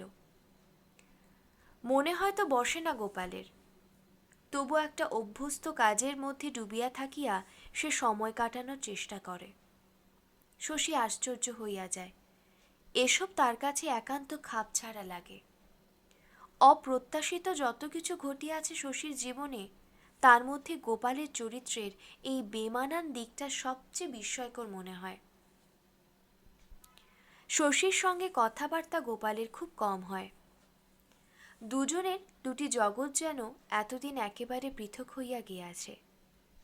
একদিন আচমকা গোপাল জিজ্ঞাসা করিল, তোমার সেনদিদি কিসে মরল শশী? হার্ট খারাপ ছিল। গোড়ায় বুঝি ধরতে পারোনি? গোড়াতেই ধরেছিলাম, তবে মরল যে? এ প্রশ্নে শশী হঠাৎ রাগিয়া গেল, বলিল, গোড়ায় রোগ ধরিতে পারিলেও মানুষ মরে। গোপাল বলিল, ইঞ্জেকশন দুটো আগে দাওনি বলে হয়তো। এইটুকু বলিয়া উৎসুকভাবে গোপাল খানিকক্ষণ শশীর মন্তব্যের প্রতীক্ষা করিয়া রহিল। কি সত্য যে নির্ণয় করিতে চায় কে জানে। শশী একেবারে স্তম্ভিত হইয়া যায়। খুঁটিয়া খুঁটিয়া তার চিকিৎসা আগাগোড়াই হয়তো গোপাল জানিয়া লইয়াছে। কি ভাবিয়াছে গোপাল? চিকিৎসক পুত্রের সম্বন্ধে কি অকুত্থ ভাবনা তার মনে আসিয়াছে। মুখখানা লাল হইয়া যায় শশীর, কিছু বলিতে ভরসা পায় না। কৃপানাথ বলছিল সময় মতো দুখানা মৃগনাভি দিলে। শশী এবার নীরবে উঠিয়া চলিয়া গেল। রাগও হয়, মমতাও বোধ করে শশী। বিষয়ী সংসারী পৌর বয়সী মানুষ, তার একে ছেলে মানুষই। কুন্দু জিজ্ঞাসা করে, মামার কি হয়েছে শশী দাদা? একটু স্নেহ ব্যাকুল সুরে জিজ্ঞেস করে। কুন্দুর ছেলেটির বড় কঠিন অসুখ হইয়াছিল। অনেক চেষ্টায় শশী তাকে ভালো করিয়া তুলিয়াছে। পাকা দালানে একখানা ঘরও হইয়া গিয়াছে কুন্দর, আর দেওয়া হইয়াছে সংসার পরিচালনার কিছু কিছু দায়িত্ব। মুখরা কুন্দ একেবারে বদলাইয়া গিয়াছে। কত সামান্য কামনা থাকে এক একটি স্ত্রীলোকের, যার অভাবে স্বভাবটি হইয়া ওঠে হিংস্র, খিটখিটে। শশীরও আজকাল মনে হয় না কুন্দর প্রকৃতি তেমন মন্দ নয়, মোটামুটি ভালোই মেয়েটা। নিজের কাজের চাপে আজকাল আর বেশি নজর দেবার সময় পায় না। কুন্দু যে সিন্ধুকে বেশ যত্ন করে, তাতে শশী আরো খুশি হয়। কুন্দর প্রশ্নের জবাব এসে বলে, আমি জানি না কুন্দ। কুন্দ বলে, আপনি বিয়ে করবেন না, কাল মামা আমার কাছে বড় দুঃখ করছিল। শশী বলে, বাবা দুঃখ করছিলেন না তুই বাবার কাছে দুঃখ করছিলি? কুন্দু একটু হাসিয়া বলে, আমরা দুজনেই করছিলাম। শশী অবাক হইয়া তাকায় কুন্দুর দিকে। এমন খাপসই আলাপ কুন্দু শিখিল কোথায়? হঠাৎ শশীর মনে হয় কুন্দু যেন বড় সুখী, ওর জীবনটা যেন আনন্দে পরিপূর্ণ। একটু ভাবপ্রবণ কুন্দ, একটু ঈর্ষাপ্রবণও বটে। শাড়ি গয়নার লোভটাও বেশ একটু প্রবল। স্বামী তার গোপালের মুহুরীদের সঙ্গে মিশ খাইয়া গিয়াছে, তবু কুন্দর এত সুখী যে শখ করিয়া দুটো একটা কৃত্রিম দুঃখ বানাইয়া সে উপভোগ করে। তার অভাব অভিযোগগুলোও তাই। কুন্দর অস্তিত্ব এতকাল শশীর কাছে ছিল জড় বস্তুর মতো নিরর্থক। আজ তার অর্থহীন জীবনে এমন সুখের সমাবেশ দেখিয়া সে যেন খানিকটা ভরকাইয়া গেল। কি যেন করিয়া দিয়া গিয়াছে শশীকে কুসুম। সামনে আসিলেই মানুষের চোখে মুখে ব্যাকুল চোখে কি যেন শশী খোঁজে। মুখে হাস্যোচ্ছটা দেখিলে, চোখে আনন্দের ছাপ দেখিলে শশীর মন জুড়িয়া যায়। সজল চোখে ক্লিষ্ট কাতর মুখে যে দাঁড়ায় শশীর সামনে, তাকে শশীর মারিতে ইচ্ছা হয়। হঠাৎ কুন্দকে বড় ভালো লাগে শশীর। সস্নেহে বলে, তোর কি চাই বলতো কুন্দু? খুব ভালো একখানা কাপড় নিবি, বেনারসি? কুন্দ অবাক, হঠাৎ কাপড় কেন দাদা? শশী গম্ভীর মুখে বলে, দেব, তোকে একখানা কাপড় দেব, এমনি দেব কুন্দ, মিছি মিছি। মিছিমিছি কুন্দকে শশী কাপড় কিনিয়া দেয়। এদিকে আবির্ভাব ঘটে গোপালের গুরুদেবের। ভোলা ব্রহ্মচারী নামে তার খ্যাতি। সুপুষ্ট লোমশ দেহ, মাথা, গোঁফ, দাড়ি, ভ্রু সব কামানো, হাতে কুচকুচে কালো একটি দণ্ড, গায়ে গেরুয়া, পায়ে গেরুয়া রং করা রাবার সোলের ক্যাম্বিস জুতো। বছর পাঁচেক একে গোপাল একরকম ভুলিয়াই ছিল। হঠাৎ এমন ব্যাকুলভাবে স্মরণ করিয়াছে যে ভগবানকে করিলে হয়তো তিনিও দেখা দিতেন। সসম্মানে ষষ্ঠাঙ্গ প্রণাম করিল, স্বহস্তে পা ধোয়াইয়া দিল। অন্দরের একখানা ঘর আগেই ধুইয়া মুছিয়া পরিষ্কার করিয়া রাখা হইয়াছিল, সেখানে ভোলা ব্রহ্মচারীকে থাকিতে দেওয়া হইল। ব্রহ্মচারীকে শশী ভক্তি করিত। এ সময় হঠাৎ তাহার আগমনে বিশেষ খুশি না হইলেও শ্রদ্ধার সঙ্গে একটা প্রণাম করিল। ব্রহ্মচারী দিন সাতেক রহিয়া গেল। এই 7 দিন এক মুহূর্তের জন্য গোপাল তাহার সঙ্গ ছাড়িল না। কত প্রশ্ন গোপালের, কত ব্যাকুল নিবেদন। গোপালের অবহেলায় বাজিতপুরের কোর্টে একটা মামলা ভাসিয়া গেল। তা যাক, মনে বৈরাগ্য আসিয়াছে। ওসব মামলা মোকদ্দমা বিষয়কর্ম তার কাছে এখন তুচ্ছ। শুধু সেনদিদির জন্য তো নয়, আজ এতকাল হইল গোপালের মনে ভাবনা ঢুকিয়াছে কিসের জন্য এসব? কার জন্য সে এত কষ্টে অর্থ সম্পদ সংগ্রহ করিতেছে? একটা মেয়ে আছে সিন্ধু, 2 দিন পরে ওর বিবাহ দিলে পরের ঘরে চলিয়া যাইবে। তখন কে থাকিবে গোপালের? শশী। শশীর কাছে কোনো আশা ভরসাই যে রাখে না। বাপকে যে ছেলে ঘৃণা করে, তার কাছে কি প্রত্যাশা থাকে বাপের? ধরিতে গেলে সেই তো মনটা ভাঙিয়া দিয়াছে গোপালের। এ বড় আশ্চর্য যে কুসুমের মতো গোপালের মনটা শশী ভাঙিয়া দিয়াছে। এ দুজনের মনের মতো হয়তো না পারার অপরাধটা শশীর এত বড়। ভাঙা মনটা লইয়া কুসুম সরিয়া গিয়াছে। গোপাল আজও হাল ছাড়ে নাই। ব্রহ্মচারীর কাছে মনোবেদনা ব্যক্ত করিয়া সে তফাতে চায়। ব্রহ্মচারী ডাকেন শশীকে। বাবা শশী, তুমি বিদ্বান, বুদ্ধিমান। তোমাকে বলাই বাহুল্য যে খেয়ালের চেয়ে কর্তব্য অনেক বড়। আগে হ্যাঁ, বাপকে ভক্তি শ্রদ্ধা করার চেয়ে বড় কর্তব্য ছেলের কি আছে? ঠিক এমনি ভাবেই বলেন ব্রহ্মচারী, এমনি ভূমিকাবিহীন কঠোর ভাষায়।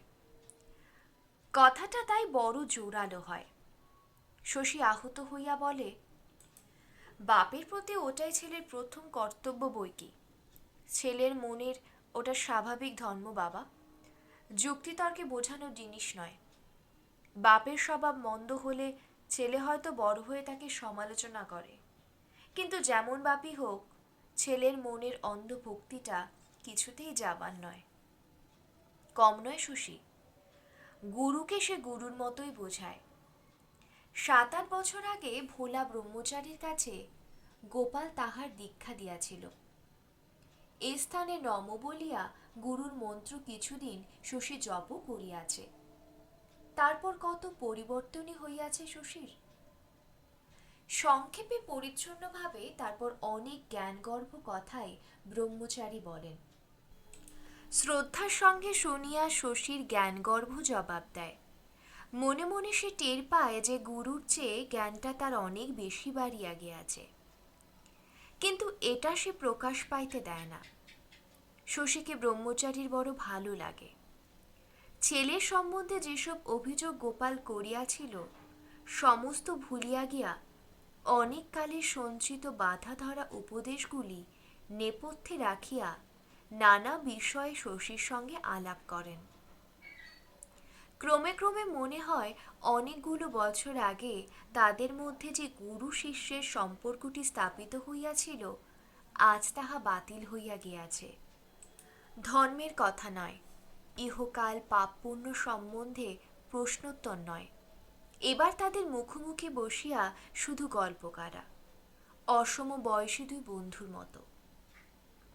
দুটি দিন এখানে বাস করিতে না করিতে শশীর কাছে একটা মুখোশ যেন ভোলা ব্রহ্মচারীর খসিয়া গেল। ভেতরের আসল মানুষটির সঙ্গে শিষ্যের তিনি পরিচয় ঘটিতে দিলেন। আপন ভোলা সদাশিব মানুষ, অনেকটা যাদবের মতো। ঘটনাচক্রে তিনি ব্রহ্মচারী, সাত করিয়া নয়, তারপর অভ্যাস হইয়া গিয়াছে। ক্রমে ক্রমে জীবনের দু একটা ঘটনা ও সম্ভাবনার কাহিনী শশীকে তিনি শোনান। প্রথম যৌবনে প্রথম সন্ন্যাসী জীবনের কথা, ঘরে যে মেলে নাই তারই অন্বেষণে দেশে দেশে যাযাবর বৃত্তি, অনিশ্চিতের সন্ধানে বাহির হওয়ায় এমনই সব কাহিনী চিরদিন শশীকে ব্যাকুল করে।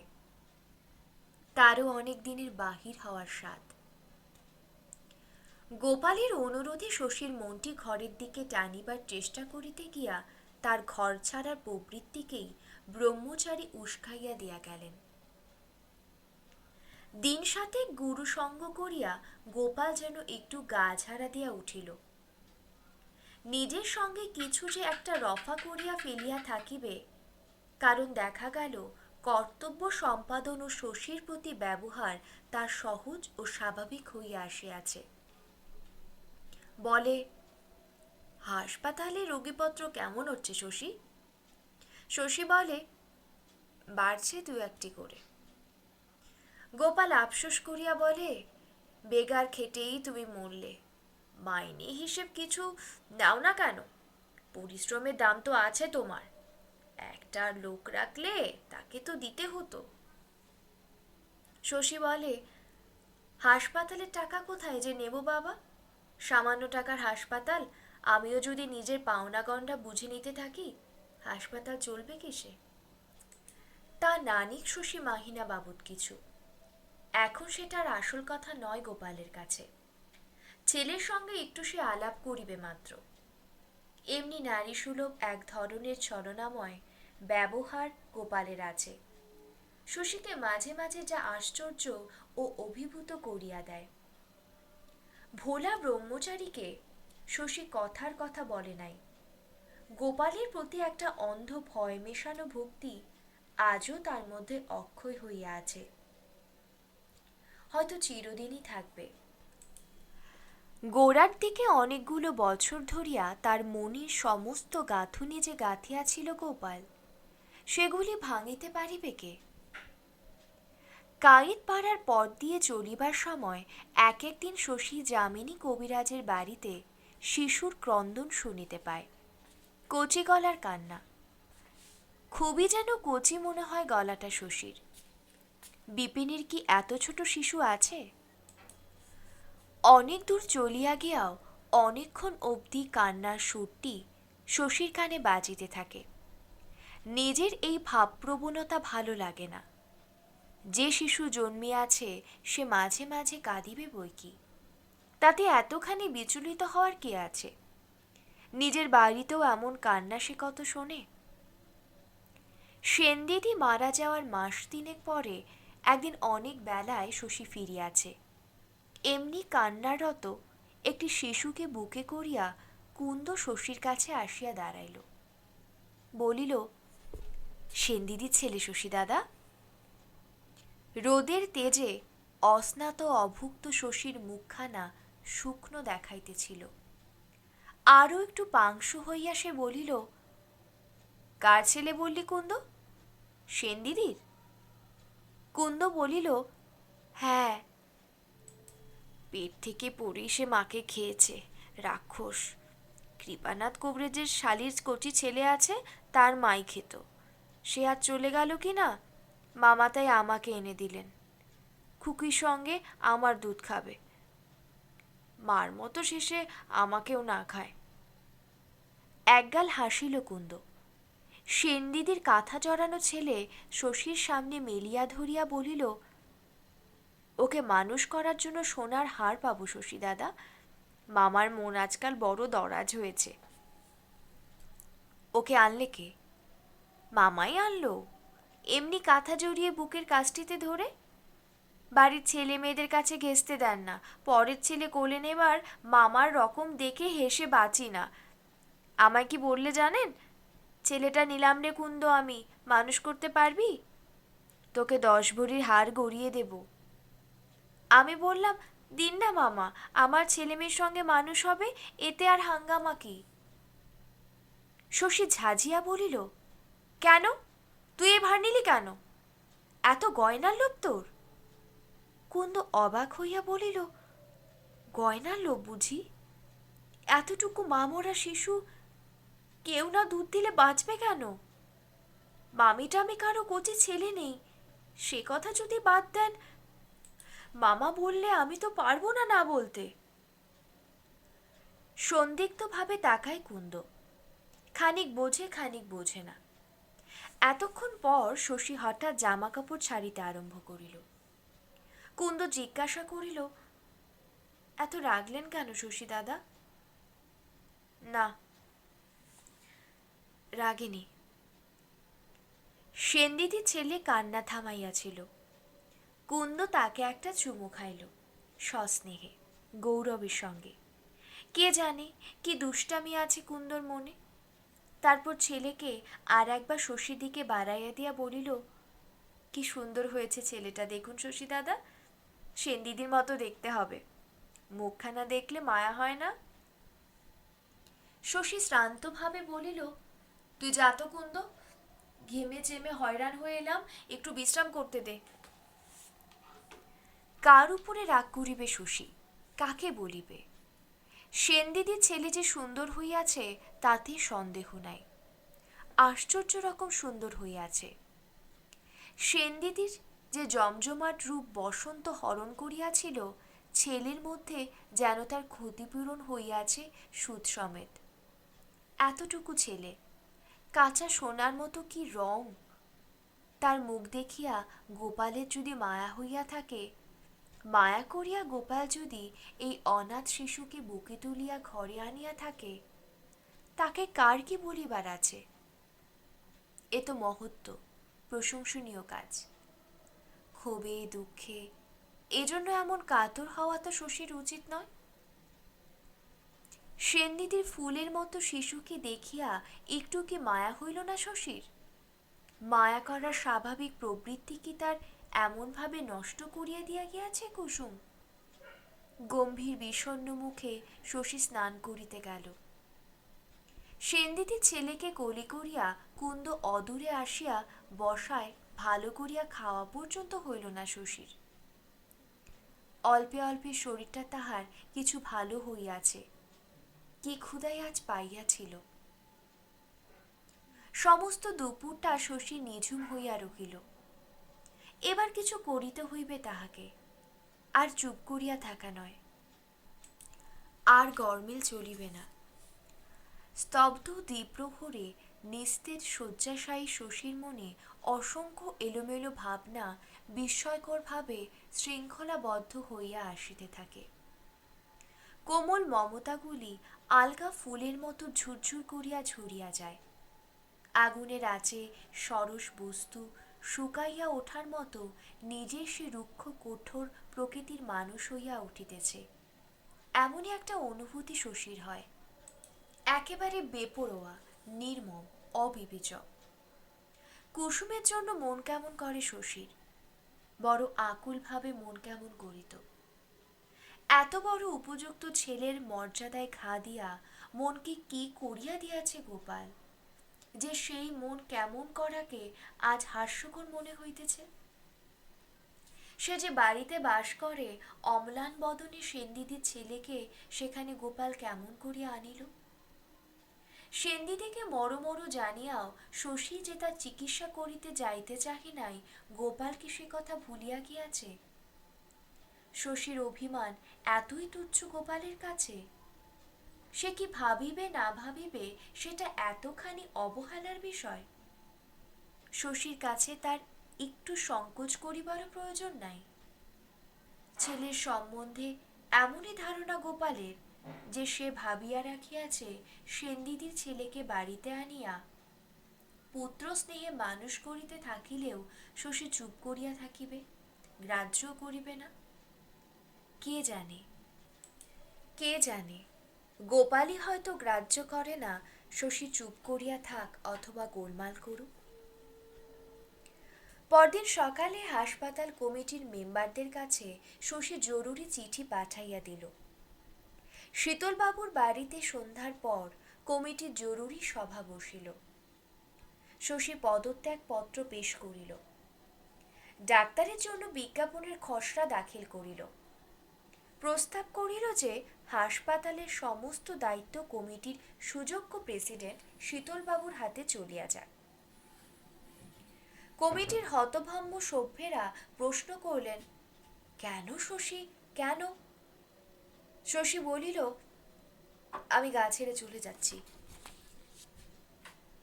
এবার আর দ্বিধা নয়, গাফিলতি নয়, অনিবার্য গতিতে শশীর চলিয়া যাওয়ার আয়োজন অগ্রসর হইতে থাকে। হাসপাতাল সংক্রান্ত ব্যাপারগুলো শীতলবাবুকে বিশদভাবে বুঝাইয়া দিয়া টাকা পয়সার সম্পূর্ণ হিসাব দাখিল করে, আর ভবিষ্যতের কার্যপদ্ধতি সম্বন্ধে কিছু কিছু নির্দেশও লিখিয়া দেয়। ডাক্তারের জন্য কাগজে যে বিজ্ঞাপন দেওয়া হইয়াছিল তার জবাবে দরখাস্ত আসে অনেকগুলি। কমিটির সভ্যদের সঙ্গে পরামর্শ করিয়া তাহাদের মধ্যে কয়েকজনকে শশী দেখা করিতে আসিবার জন্য পত্র লিখিয়া দেয়। সকলে খুঁতখুত করে, কেহ কেহ হাই হাই করিতেও ছাড়ে না। কোথায় যাইবে শশী, কেন যাইবে? সে চলিয়া গেলে কি উপায় হইবে গায়ের লোকের? পাশ করা ডাক্তারের দরকার হইলে আবার কি তাহাদের ছুটিতে হইবে বাজিতপুর? সকলে কৈফিয়ত চায় শশীর কাছে, তার সঙ্গে তর্ক জুড়িবার চেষ্টা করে। শশী না দেয় কৈফিয়ত, না করে তর্ক। মৃদু একটু হাসির দ্বারা অন্তরঙ্গতাকে গ্রহণ করিয়া প্রশ্নকে বাতিল করিয়া দেয়। তবু খবরটা প্রচারিত হওয়ার পর চারিদিকে একটা হইচই শুরু হইয়াছে। মনে মনে শশী বিচলিত হইতে থাকে। কেবল ডাক্তার বলিয়া স্বার্থের খাতিরে তো নয়, মানুষ হিসেবেও মনের মধ্যে সকলে তাহাকে একটু স্থান দিয়াছে বৈকি।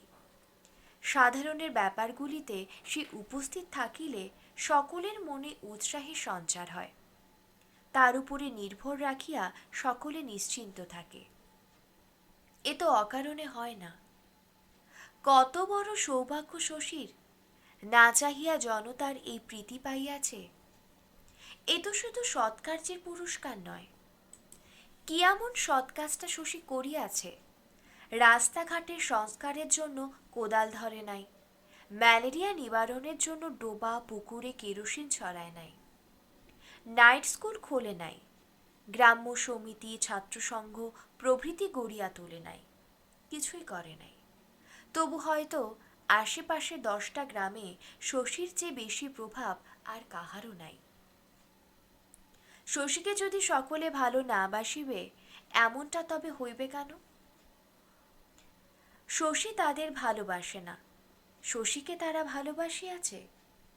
গ্রাম্য ও গ্রাম্য জীবনের প্রতি মাঝে মাঝে শশীর গভীর বিতৃষ্ণা বোধ করিয়াছে। ধরিতে গেলে আজ এত বছরে এখানে মন টিকিতেছে না, তবু ক্ষতের বেদনার মতো স্থায়ী একটা কষ্ট শশীর মধ্যে আসিয়াছে।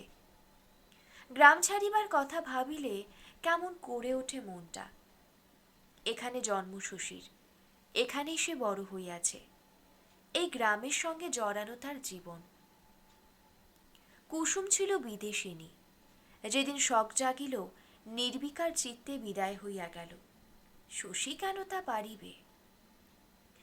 রওনা হওয়ার সময় চোখের কোণে জল পর্যন্ত আসিবে শশীর, নিশ্চয়ই আসিবে। কুন্দ কাঁদে, কেন শশী দাদা, কেন চলে যাচ্ছেন আমাদের ছেড়ে? সেনদিদির ছেলের ভার লইয়াও কুন্দর কাজ বাড়িয়াছে, তবু সে শশীর সেবা বাড়াইয়া দেয়। শশী যতক্ষণ বাড়িতে থাকে কোনো না কোনো ছলে কুন্দ বারবার কাছে আসে। ছলো ছলো চোখে শশীর দিকে তাকায়। কত কি বলিতে চায় কুন্দ, সব কথা বলিতে সাহস পায় না। কিরে কুন্দ, কি হলো তোর? কুন্দ বলে, আপনার জন্য সবাইকে ফেলে চলে যাওয়া কি ভালো শশী দাদা? কেউ কি তা যায় না কুন্দ? সকল কি দেশ গায়ে থাকে? যারা যায় পেটের ধান্দায় যায়, আপনার যাবার দরকার? কার স্নেহের অভাবে এমন হু হু করিতেছে শশীর মন, যে কুন্দর এতটুকু মমতায় তার মোহ জাগে। মনে হয় আরও একটু মায়া করুক কুন্দ, আরও একটু কাতর হোক। কাতর হইয়াছে গোপাল, একেবারে যেন আধমরা হইয়া গিয়াছে মানুষটা। নিজের বাড়িতে চোরের মতো বাস করে, ভীত করুণ চোখে তফাত হইতে শশীর চালচরণ লক্ষ্য করে। অপরকে জিজ্ঞাসাবাদ করিয়া শশীর মতলবাদী সন্ধান নেয়। সামনাসামনি শশীর সঙ্গে কথা বলিবার সাহসও গোপাল পায় না। কে জানে কি বলিতে কি বলিয়া বসিবে তার দুরন্ত অবাধ্য ছেলে। কোথায় যাইতে চায় শশী, কি করিতে চায়, সঠিক খবর কেহ গোপালকে দিতে পারে না। তবে ব্যবস্থা দেখিয়া সকলে অনুমান করে যে ২-৪-১০ দিনের জন্য সহজ সাধারণ যাওয়া নয়, যাওয়াটা শশীর যাওয়ার মতোই হইবে। তারপর একদিন শশীর চিঠির জবাবে হাসপাতালে চাকরির জন্য দরখাস্তকারীদের মধ্যে একজন গ্রামে আসিয়া পৌঁছিল। নাম তার অমূল্য। শশীর সঙ্গে একই বছর পাশ করিয়া বাহির হইয়াছে। নাম শশীর মনে ছিল না, এখন দেখা গেল শশীর সে চেনা। অমূল্যের সঙ্গে আলাপ করিয়া শশীর ভালো লাগিল। তাছাড়া এই সামান্য চাকরির দাবি লইয়া উপস্থিত হইলে বন্ধুকে কে ফিরাইতে পারে? লোক বাছিবার আর প্রয়োজন রহিল না। কয়েকদিন পরে পরে যাদের আসিবার জন্য তারিখ দেওয়া হইয়াছিল তাদের বারণ করিয়া চিঠি লিখিয়া দেওয়া হইল। নিজের বাড়িতেই অমূল্যকে একখানা ঘর শশী ছাড়িয়া দিল। বলিল, একদিন আমার সঙ্গে ঘুরতে হবে অমূল্য। রোগীদের চিনে সব বুঝে শুনে নেবে। এবার থেকে সমস্ত ভার তোমার।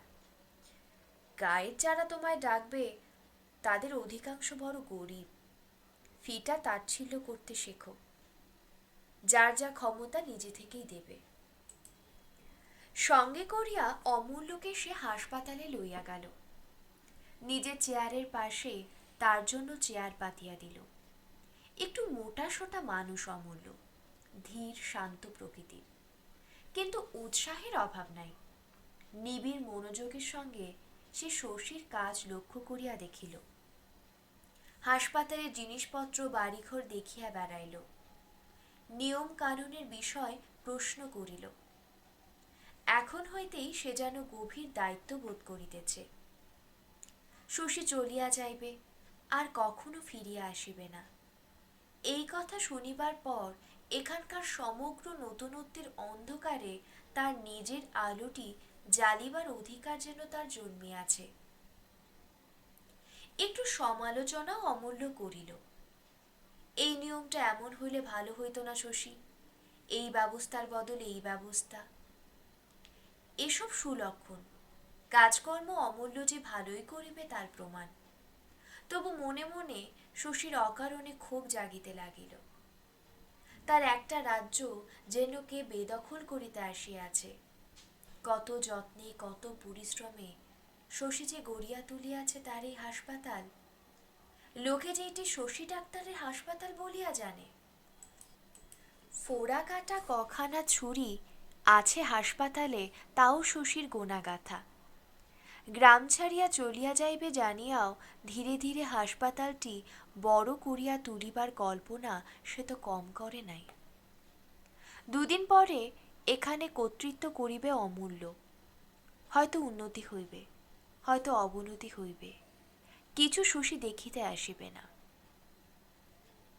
যাওয়ার কথা ভাবিতে ভাবিতে এমন হইয়াছিল, শশী যে ভুলিয়া গিয়াছিল কেহ তাহাকে যাইতে বলে নাই, নিজে সে সাধ করিয়া যাইতেছে। এখনো যা বন্ধ করিলে কেহ তাহাকে কিছু বলিতে আসিবে না। না গেলে তার যেন চলিবে না, যাইতে সে যেন বাধ্য। কে যেন গা হইতে তাহাকে তাড়াইয়া দিতেছে, থাকিবার উপায় নাই। যাইতে ক্ষোভই বা কিসের শশীর? এতকাল ধরিয়া কতকাল সে যেন তার যাওয়ার কামনাকে পুষ্ট করিয়াছে। যাওয়ার আয়োজন শুরু করিবার সময় দ্বিধা না করিবার, গাফিলতি না করিবার প্রতিজ্ঞাই বা কোথায় গেল শশীর? অমূল্যের মধ্যে নিজের ভবিষ্যৎ প্রতিনিধিকে দেখিয়াই মনটা এমন বিগড়াইয়া গেল। জীবনের বিপুল ব্যাপক বিস্তারের স্বপ্ন দেখিয়া যার দিন কাটিত, এই তুচ্ছ গাউদিয়া গ্রামে এই ক্ষুদ্র হাসপাতালের মোহে আবদ্ধ হইয়া থাকিতে চাওয়ার কথা তো তার নয়। অমূল্যকে দেখিয়া এবং সে কেন আসিয়াছে শুনিয়া গোপাল আরও ভরকাইয়া গেল। আর সে চুপ করিয়া থাকিতে পারিল না।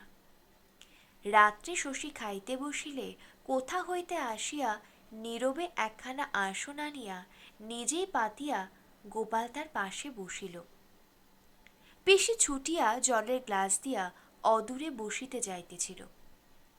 গোপাল বলিল, যা তুই ক্ষান্ত, পাকঘরে বসবি যা। পিসি চলিয়া গেলে গোপাল বলিল, তুমি কোথায় যাবে শশী? শশী বলিল, প্রথমে আপাতত কলকাতায় যাব। গোপাল বলিল, তারপর পশ্চিম চশ্চিমে একটু ঘুরে বেরিয়ে বাড়ি ফিরবে বুঝি? মাসখানেক লাগবে তোমার, না? কলকাতা থেকে বিলেত যাব। বিলেত? মুখে একরাশ ভাত তুলিয়াছিল গোপাল, সেটা গিলিতে গিয়া দম যেন আটকাইয়া আসিল। বিলেত কেন? শিখে আসব, শশী বলিল। গোপাল ব্যাকুলভাবে বলিল, তাতে তো অনেক দিন লাগবে শশী, 2-3 বছরের কম নয়। এতকাল আমি একা পড়ে থাকবো গায়ে? শশী আশ্চর্য হইয়া বলিল, একা পড়ে থাকবেন?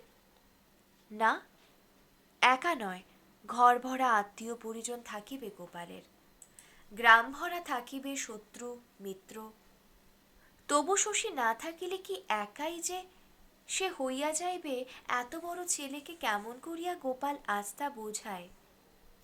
এ জগতে আর কে আছে একা গোপালের অন্তর জুড়িয়া?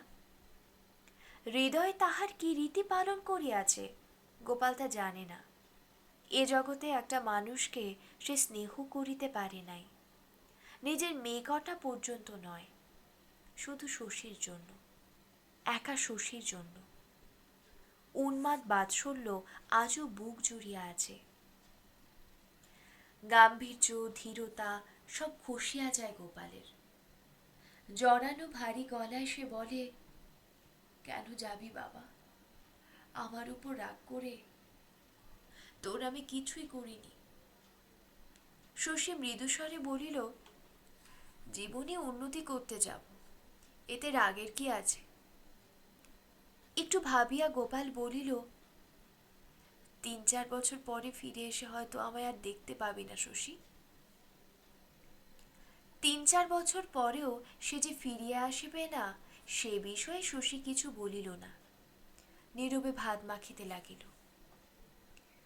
গোপাল আবার বলিল, বুড়ো হলাম, হঠাৎ একদিন মরে যাই, তুইও কাছে না থাকিস, কে এসব দেখবে শশী? সারা জীবন খেটে খুঁটে যা কিছু করেছি সব যে ছাড়েখার হয়ে যাবে।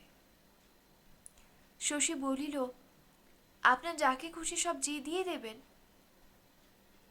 এ তো ছেলে মানুষই কথা হলো শশী, রাগের কথা হলো। বলিয়া গোপাল উৎসুক দৃষ্টিতে চাহিয়া রহিল। মিথ্যা আশা। প্রতিবাদ করিয়া কিছুই তো শশী বলিল না।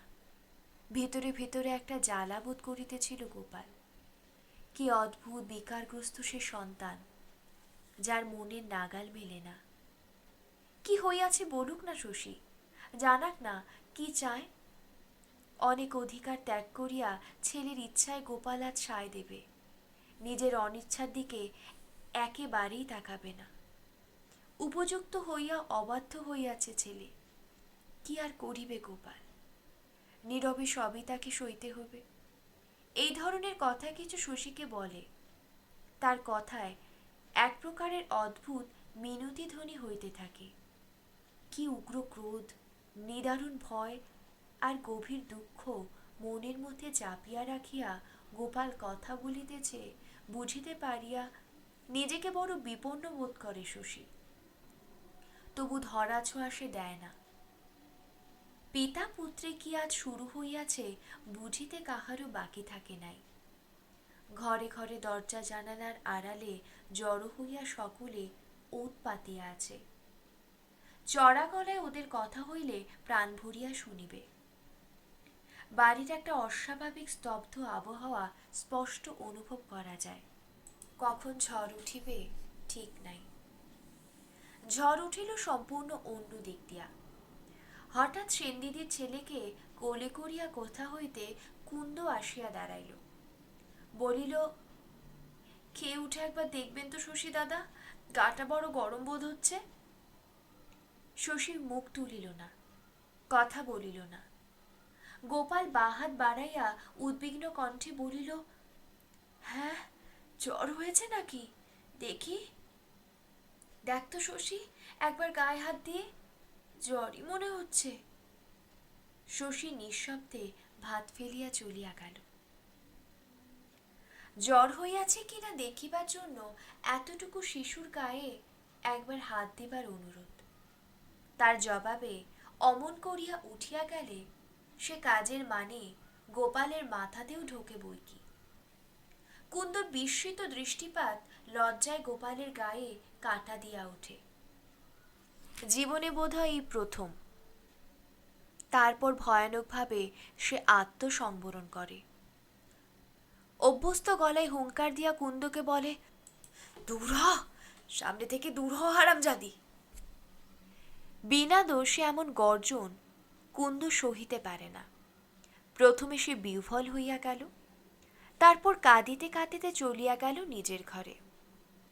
দেখিতে দেখিতে বাড়ির কৌতূহলী মেয়েরা সেখানে গিয়া হাজির। কিছুদিন হইতে এ বাড়ির কাণ্ড কারখানা সকলে ভ্যাবাচ্যাকা খাইয়া যাইতেছে। সাহসী কুন্দই সম্প্রতি কর্তাদের একটু নেকনজরে পড়িয়াছিল। আজ তার দুর্দশায় সকলেই অল্প বিস্তর খুশি ও আশ্চর্য হইয়া গেল। কেন রে কুন্দ, বকলো কেন তোকে? কুন্দ কি সহজে সে কথা ফাঁস করে? ফোঁস করিয়া সকলকে সে চলিয়া যাইতে বলে। কেন বিরক্ত করছো আমায়? অনেক তোষামদে একটু ঠান্ডা হইল কুন্দ। তারপর গোপালের রাগের কারণটা ব্যক্ত করে। বলে, আমার যেমন পোড়া কপাল, সেনদিদির ছেলেটাকে শশীদের সামনে নিয়ে যেতে কতবার মামা বারণ করেছে, সে কথাটা একদম ভুলেই গেলাম। সাদাসিধে মানুষ বাবু আমি, ওসব ঘোরপ্যাচের কথা কি চাই আমার মনে থাকে? সকলে বলে, হ্যালো কুন্দ, ও ছেলেকে আনার পর থেকেই বুঝি শশী অমন রেগে আছে, বাপের সঙ্গে কথা কয় না, বেবাগী হয়ে বেরিয়ে যাবে বলে। নয়তো কি? কুন্দ বলে। একটু হাসে কুন্দ। কে জানি তো, তলে তলে এমন বাঁকা মন আমাদের ঠোঁটকাটা কুন্দর। বলে, ওই ছেলেটাকে নিয়ে বাপ বেটাতে কত কি চলছে তোমরা কি জানবে, টের পাই আমি। কি হয় দেখবার জন্যই তো দুজনে একত্তর খেতে বসেছে দেখে ছেলেটাকে নিয়ে গেলাম। অমন গাল খাবো তো ভাবিনি ছোট মামি। আর এখনই হয়েছে কি, একে নিয়ে কি ভীষণ কাণ্ড হয়ে গেল। যেমন তেমন মায়ের ছেলে তো নয় এ। তার উপরে মাই খাচ্ছে তোর, নারে কুন্দ? ও ছেলে দেবেই তো ঘরে আগুন। জ্বর বোধহয় একটু হইয়াছিল ছেলেটার। গোলাপি বর্ণ তাহার আরো লালিমা হইয়া উঠিয়াছে। তাকাইলে চোখ ফেরানো যায় না, এমন আশ্চর্য সুন্দর শিশু।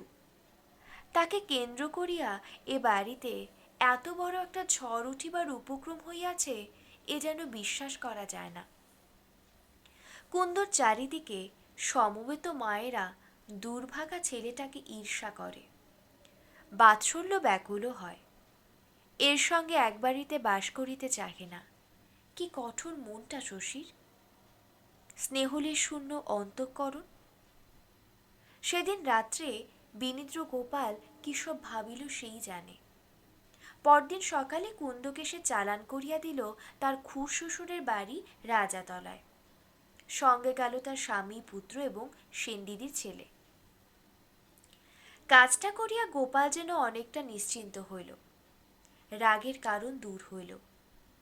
আর তো শশীর রাগ থাকিবে না। সেনদিদির ছেলে পৃথিবীতে আসিয়াছে বলিয়া শশীর রাগ করে নাই। তাকে বাড়িতে আনা হইয়াছে বলিয়া সে গৃহত্যাগ করিতে যাইতেছে। এ অন্যায় আবদার, শশীর অসঙ্গত ব্যবহার, তবু মাথা নিচু করিয়া গোপাল যখন তাহার অভিযোগের প্রতিকার করিল, বাড়ি ছাড়িয়া যাইতে কি আর শশী পারিবে? পরের মুখে খবরটা ঠিকমতো শশীর কানে পৌঁছবে না আশঙ্কা করিয়া চোখ কান বুজিয়া গোপাল তাহাকেই শোনাইয়া দিল। বলিল, কুন্দকে আজ শ্বশুরবাড়ি পাঠিয়ে দিলাম শশী। শশী বলিল, রাজাতলায়? গোপাল বলিল, হ্যাঁ, যামিনীর ছেলেটাকে ওর সঙ্গে দিয়ে দিলাম। যামিনীর ছেলের প্রসঙ্গ উঠিলে শশী মুখ খোলে না। গোপাল আবার বলিল, কুন্দ এখন ওখানেই থাকবে। বলে দিয়েছি এখানে আসবার তোর কোনো দরকার নেই। শশীর সঙ্গে ষড়যন্ত্র করিয়া কাজটা সে যেন হাসিল করিয়াছে এমনি ভাবে গলা নামাইয়া গোপাল আবার বলিল, আসল কথা কি জানিস বাবা, এক ঢিলে দুটো পাখি মেরেছি। কুন্দকেও সরালাম, পরের ছেলে ঘাট থেকেও নামালাম। যা খুশি করুক এবার, আমি কিছু জানি না। কেটে কেটে চিঠি লিখে 2-4 টাকা পাঠিয়ে দেব, বাস পুড়িয়ে গেল সম্পর্ক। তাই যদি ইচ্ছা ছিল গোপালের বিপিনের কাছ হইতে সেনদিদির ছেলের ভার গ্রহণ করিবার তার কি প্রয়োজন ছিল, শশী তা জানিতে চায় না। তাই রক্ষা। জবাব গোপাল দিতে পারিত না। শশীকে গোপাল ছাড়িতে পারে না, সেনদিদির ছেলেকে ফেলিতে পারে না। অনেক ভাবিয়া চারদিক রক্ষা করার জন্য পাকা রাজনীতিকের মতো সে যে চাল চালিয়াছে, তার সমর্থনের জন্য এরকম দুটো একটা বানানো কথা না বলিলে চলিবে কেন? ছেলের সঙ্গে তর্ক করিয়া অখণ্ড যুক্তি দাঁড় করানোর জন্য তো এসব বলা নয়। এ শুধু তাকে জানানো যে হার গোপাল মানিয়াছে। ওরে পাথরের পুত্র দেবতা, এবার তুই তোর ভীষ্মের প্রতিজ্ঞা ছাড়। সেনদিদি ছেলেকে সরাইয়া নেওয়ার জন্য শুধু নয়, তাকে ধরিয়া রাখার জন্য গোপালকে এমন উতলা হইয়া উঠিতে দেখিলে হয়তো শশী মত বদলাইয়া ফেলিত,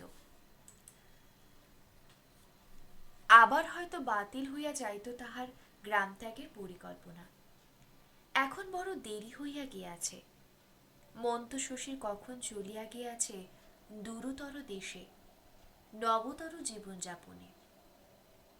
এখন শুধু বোচকা ঘাড়ে সেখানে পৌঁছনো বাকি, তাও 2-4 দিনের মধ্যেই ঘটিবে। সারাদিন গোপালের নিশ্চিন্ত প্রফুল্ল ভাব শশীকে পীড়া দিল। সে বুঝিতে পারিল গোপাল ধরিয়া লইয়াছে, তাদের মধ্যে সমস্ত গোলমাল মিটিয়া গিয়াছে। দিনগুলো অতঃপর যেমন সহজভাবে কাটিতেছিল তেমনি কাটিতে থাকিবে। এমন একটা জটিল ব্যাপারের এত সহজ এরকম মনমতো পরিণতি ঘটিবে, গোপালকে ইহা বিশ্বাস করিতে দেখিয়া আশ্চর্য শশী কম হইল না। তার কাছে কি প্রত্যাশা করে গোপাল? এমন ব্যাকুল আগ্রহে কেন সে তাকে ধরিয়া রাখিতে চায়? মতে তাদের কখনো মিল হইবে না। প্রতিদিন খিটিমিটি বাঁধিবে। স্নেহ, মমতা, শ্রদ্ধা, ভক্তির পাহাড়কে চাপা দিয়া স্তূপাকার হইয়া উঠিবে অশান্তির হিমালয়। তবু শশীকে গ্রামে বসিয়া এই আত্মবিরোধময় সংকীর্ণ জীবনযাপন করিতে হইবে। এত বড় বিপুলা পৃথিবী পড়িয়া থাকিতে তাদের দুটি বিরোধী ব্যক্তিত্বকে অর্থহীন অব্যবহার্য স্নেহের মোহ আশ্রয় করিয়া থাকিতে হইবে এই ক্ষুদ্র গৃহকোণে। সেনদিদির ছেলেকে বাড়িতে আনার জন্য মনে মনে শশীর যত বড় আঘাতই লাগিয়া থাক, গৃহত্যাগের কারণ হিসেবে আজ তা বহু গুণে তুচ্ছ হইয়া গিয়াছে। গ্রাম ছাড়িয়া যাইতে যে গভীর দুঃখ জাগিয়াছে শশীর মধ্যে, ও ধরনের মানসিক বিতৃষ্ণার অজুহাত তার কাছে খাটানো চলে না। আরো বড় লোভ, আরো বড় আকর্ষণ দরকার হয়, অথচ গোপালের পক্ষে তা ধারণা করাও অসম্ভব।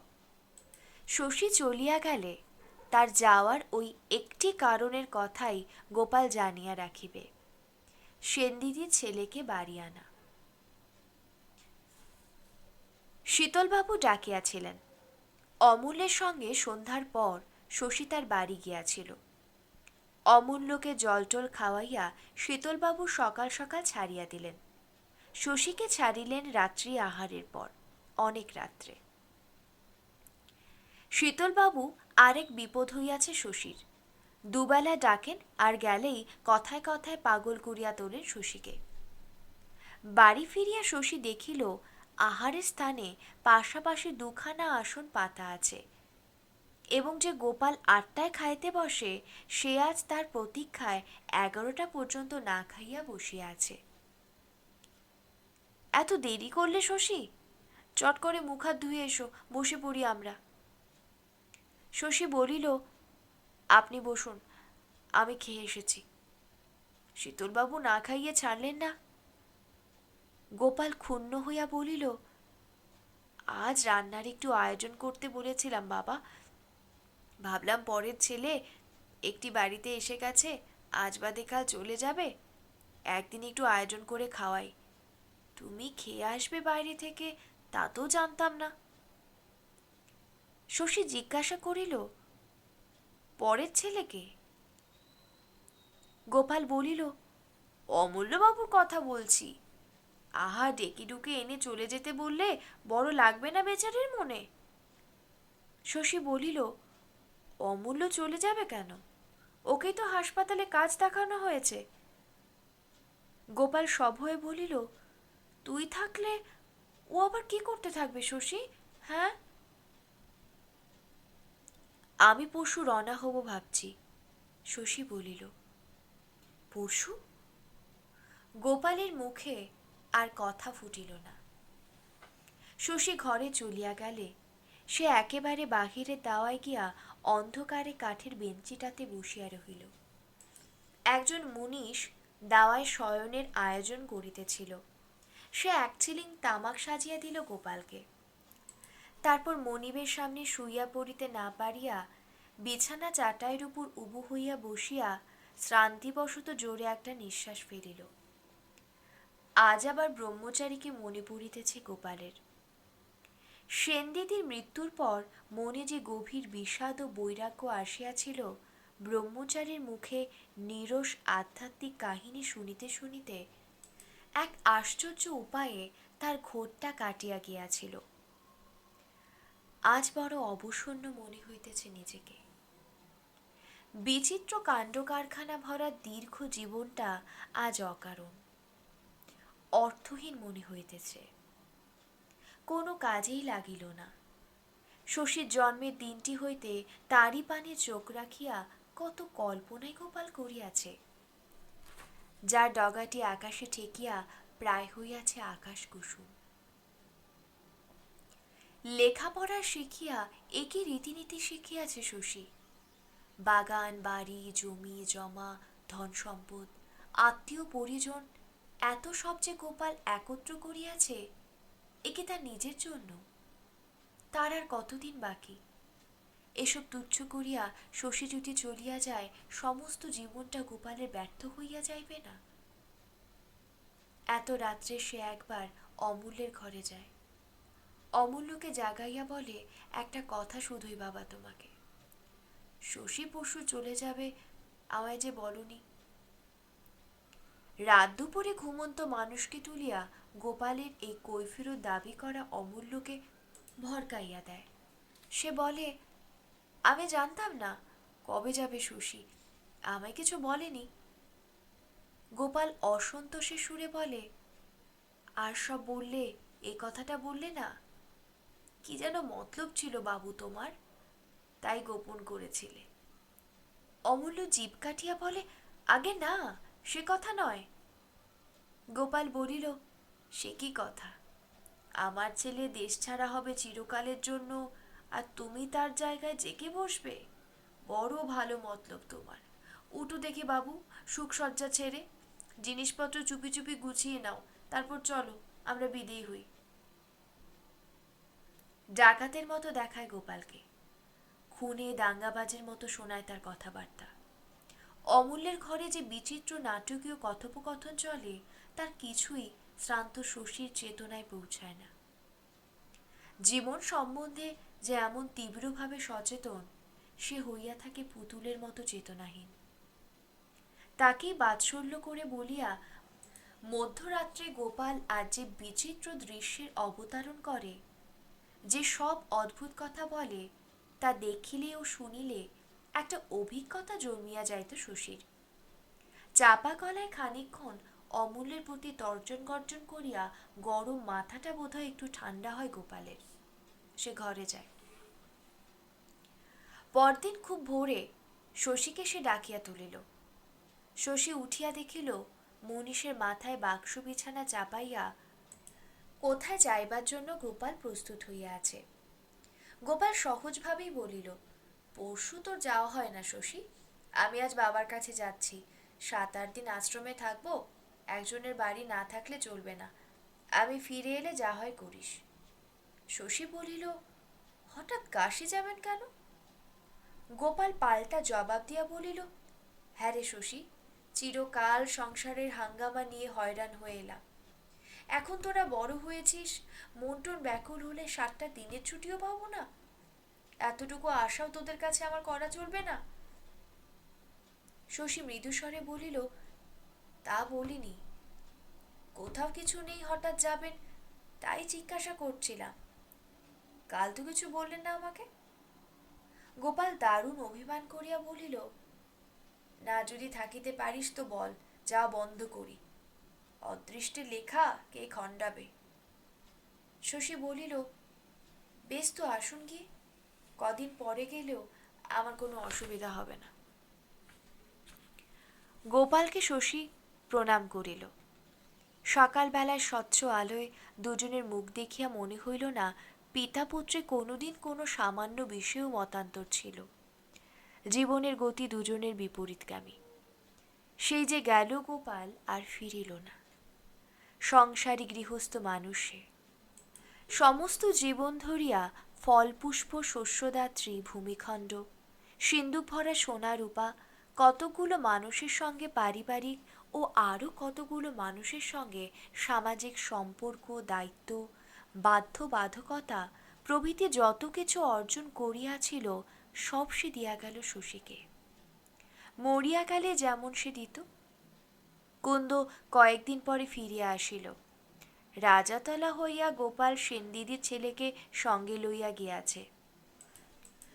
কুন্দ সোনার হার কিনিবে বলিয়া 200 টাকাও তাহাকে দিয়া গিয়াছে। হয়তো ওটাই ছিল শেষ বাধ্যবাধকতা। কি আর করিবে শশী? এভার তো ফেলিবার নয়। গভীর বিষণ্ণ মুখে একে একে যাওয়ার আয়োজনগুলো বাতিল করিয়া দিল। 2 মাসের মাহিনা পকেটে পুরিয়া অমূল্য ফিরিয়া গেল। গায়ে থাকিতে হইলে হাসপাতালে প্রত্যেক রোগীর নাড়ি টিপিতে না পারিলে শশীর চলিবে কেন? কাজ আর দায়িত্ব ছিল জীবনে। কাজ আর দায়িত্বের জীবনটা আবার ভরপুর হইয়া উঠিল।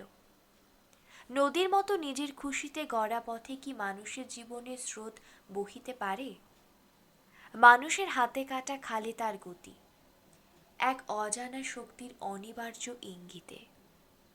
মাধ্যাকর্ষণের মতো, যা চিরন্তন, অপরিবর্তনীয়। মামলা করিতে শশী বাজিতপুর যায়।